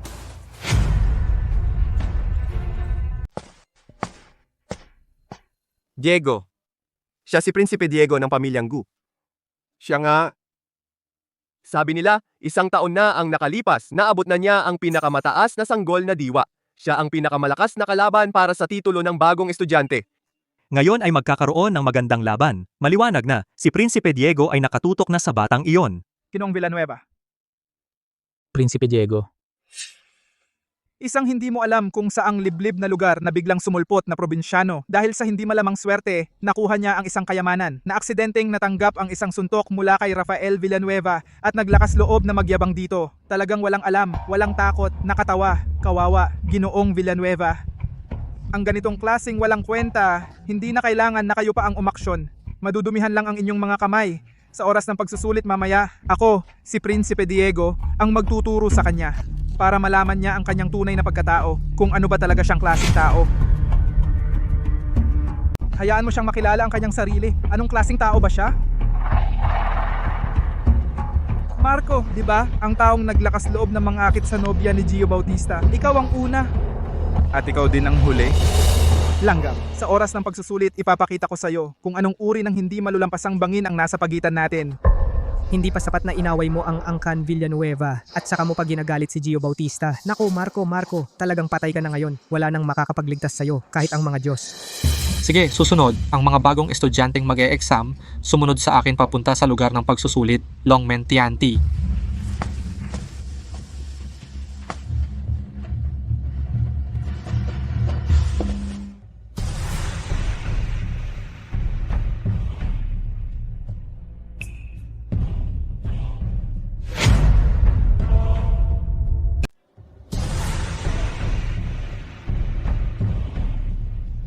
Hagdan sa langit, pagsusuri ng potensyal, pagsubok ng talento. May 30 hakbang, 5 hakbang ay maaaring makapasok, 10 hakbang ay henyo, 20 hakbang. Pataas ay bihira sa 1,000 taon. Pagkatapos magsimula ng pagsusulit, kayo ay sunod-sunod na aakyat sa hagdan. Hindi maaaring umatras, hindi maaaring gumamit ng panlabas na bagay.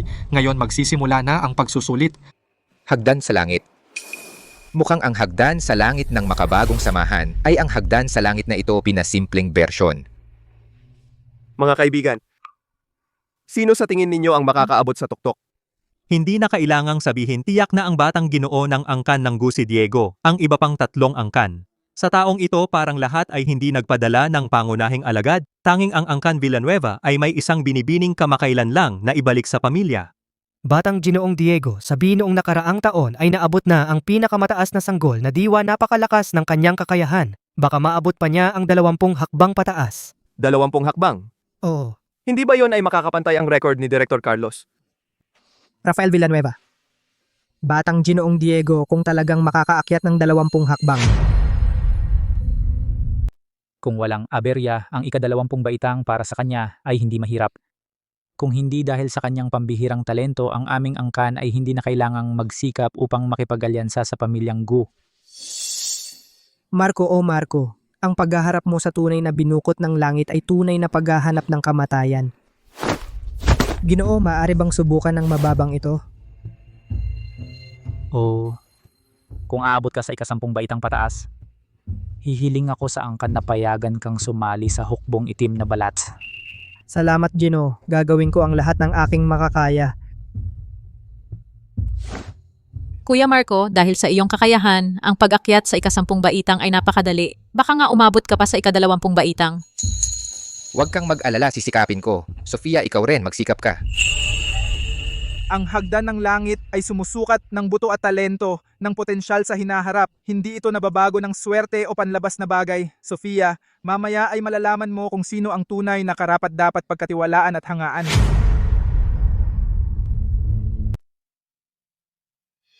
Matagal na tayong hindi nagkita. Simon, naging ikaw na ang kinikilala sa buong kabisera na direktor ng dalubhasaan.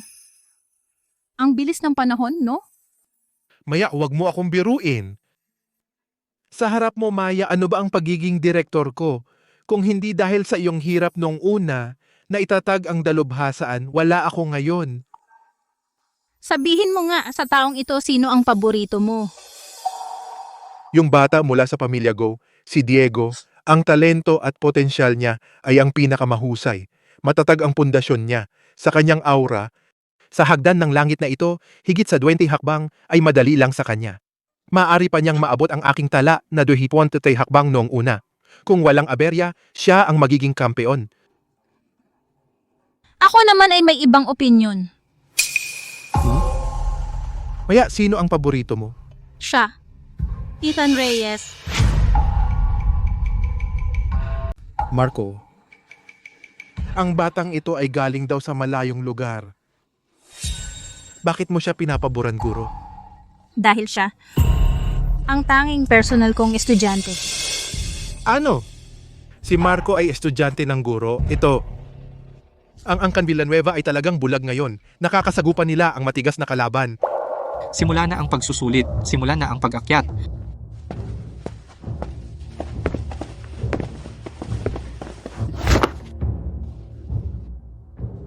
Si Diego ay naakyat na sa ika-10 baitang. Ang bilis. Ang binibini ng Angkan Villanueva ay magaling din. Hindi nakapagtataka, dugo ng Angkan Villanueva.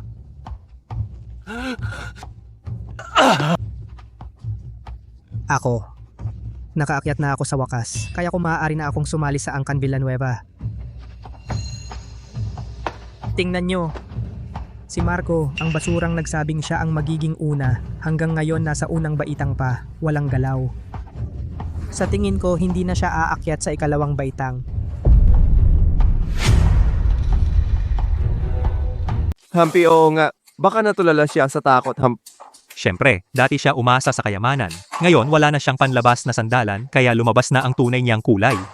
Hampi talagang walang kwenta. Akala ko ay isang makakaya kong kaunting seryosohang kalaban, pero mukhang nag-isip ako ng sobra. Magaling na binata. Kakapasok pa lang sa hagdan ng langit ay pumasok na sa estado ng kaliwanagan. Magaling.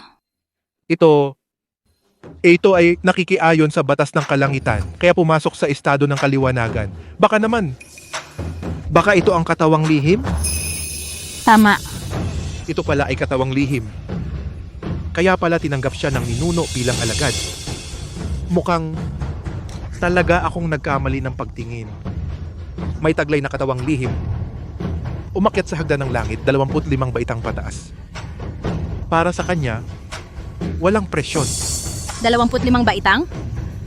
Simon, masyado mong minamaliit ang alagad ko. Hindi ito ang kanyang limitasyon.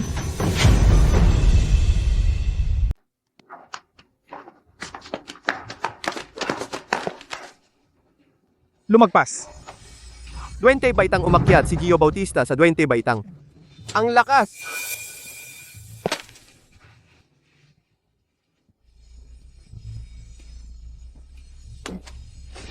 $22 baitang. Sige na nga. Sapat na para maging mas mataas sa mga kaedad. Liwanag ng alitaptap karapat dapat bang makipagtagisan sa buwan? Natural na darating. Ngayon, kailangan ng umakyat. Ngayon pa lang aakyat? Kunwari lang hanggang saang baitang ka magpapanggap? Ikaw! Siya? Paano siya nakaakyat ng mas madali kaysa kay Gio Bautista? Hindi yung parang lang wala talagang pressure. Ano ba talagang nangyayari? Nasira ba ang hagdan? Mali. Paano nangyari ito? Talaga namang...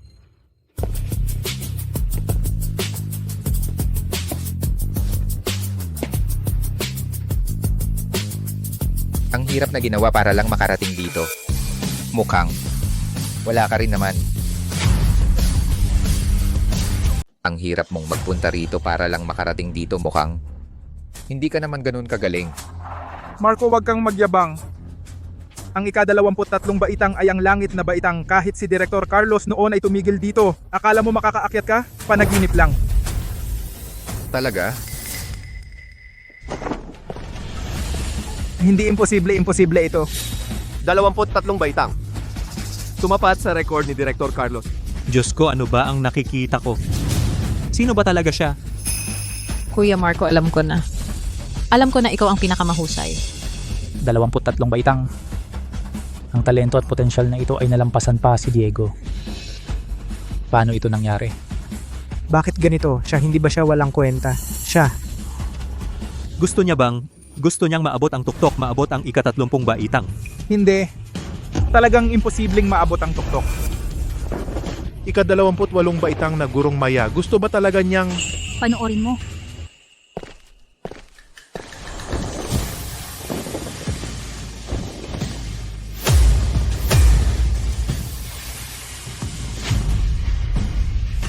Marco umakyat sa ika-30 baitang. Mula nang itatag ang dalubhasa ng tanong ikaw ang kauna-unahan.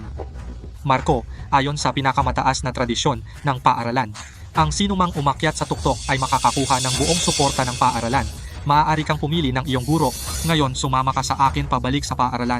Kunin ang iyong identification token, pumili ng guro. Teka lang, hindi siya pwedeng umalis. Ginoong Seth Ignacio. Ang taong ito ay hindi kilala ang pinanggalingan. Ang kanyang pag-akyat sa hagdan ay kahina-hinala, pinaghihinalaan ko na gumamit siya ng ilang ipinagbabawal na paraan upang mandaya. Kailangan itong imbestigahan ng lubusan bago malaman ang katotohanan. Kailangan siyang manatili. Pinuno Rafael Gio, ito ang pinakamahalagang kayamanan ng aming paaralan. Paano ito maaaring maapektuhan ng panlabas na bagay? Kino-question mo ba ang kayamanan ng paaralan o ang katarungan ng aming paaralan? Hindi namin kino-question ang paaralan. Ngunit ang bagay na ito ay lubhang kakaiba. Isang batang lalaki mula sa liblib na lugar, paano magkakaroon ng potensyal na higit pa sa Dekano Carlos? Tiyak na may daya dito. Para sa reputasyon ng paaralan, kailangan siyang pigilan at imbestigahan. Tama. Kung wala siyang tinatago, bakit siya matatakot na manatili para sa inspeksyon? Kapag napatunayan na siya ay malinis, hindi naman huli para pumasok sa paaralan. Sige. Ang galing ng Angkan Villanueva, ang galing ng Angkan Bautista. Pareho ba ninyong gusto na makipaglaban sa dalubhasaan ng tanong? Tingnan natin. Ngayong nandito ako. Paano mo ako pipigilan? Tingnan natin kung paano ninyo ako haharangin. Marco, huwag kang mag-alala. Ngayon, nandito ako, si Antonio. Tingnan natin kung sino ang manghas na galawin ka. Antonio, talaga bang para sa itong taong hindi kilala ang pinanggalingan? Sabay mong sasalungatin ang Angkan Villanueva at ang Kangu? Para lang sa katarungan ng dalubhasaan. Hindi tulad ninyo, natalo kayo at gusto ninyong mandaya, nakakahiya sa mga sinaunang angkan. Ikaw?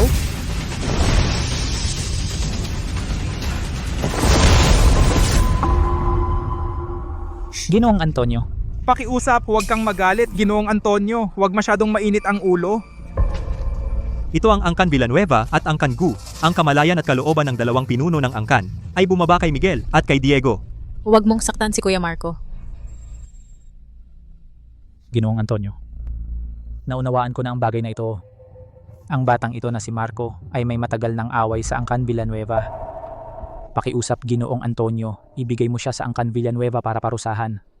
Ang Angkan Gu naman ay may kaunting gusot sa batang ito. Ginoong Antonio, bigyan mo ako ng konsiderasyon. Ibigay mo ang batang ito upang hindi masira ang relasyon ng dalubhasan at ang dalawa nating angkan. Mga pinuno ng dalawang angkan. Si Marco ay pumasa sa pagsusulit ng dalubhasaan.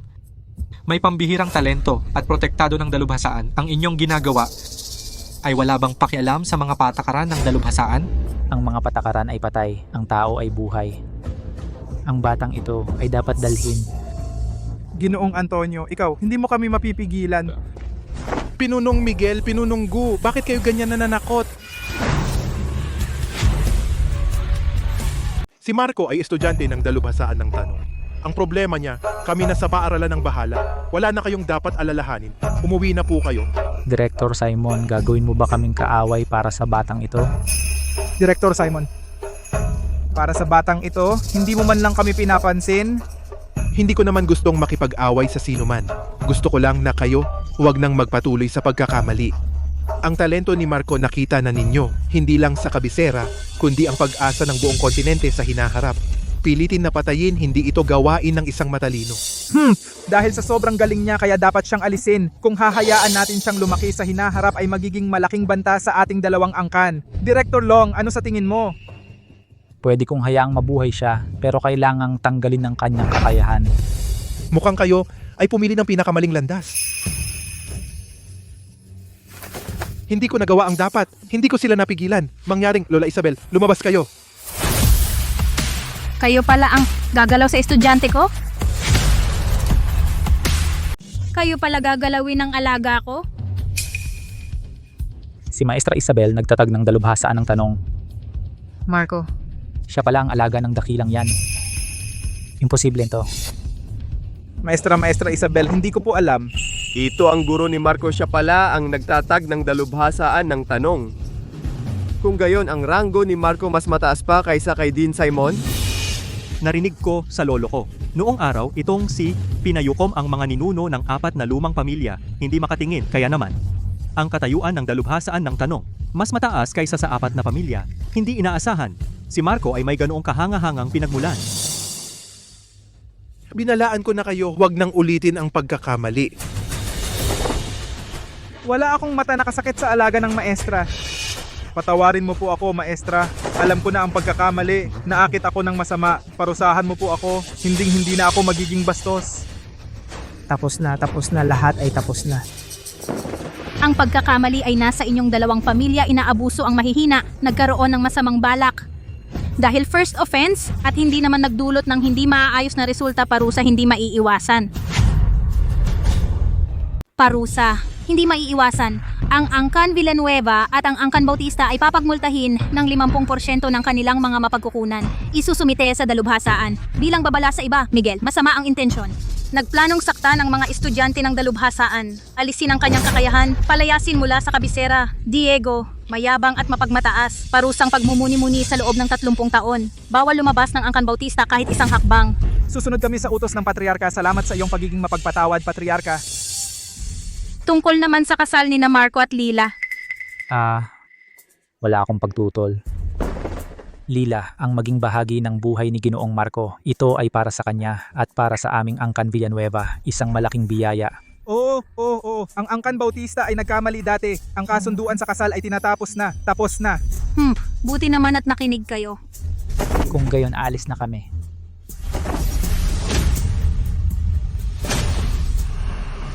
Marco, Lila, sumama kayo sa inyong guro pabalik sa dalubhasaan. Pumili tayo ng maswerteng araw. Itakda na natin ang araw ng inyong kasal. Tara na, Lila. Ngayon, hindi ka na makakatakas. Hindi naman ako tatakas.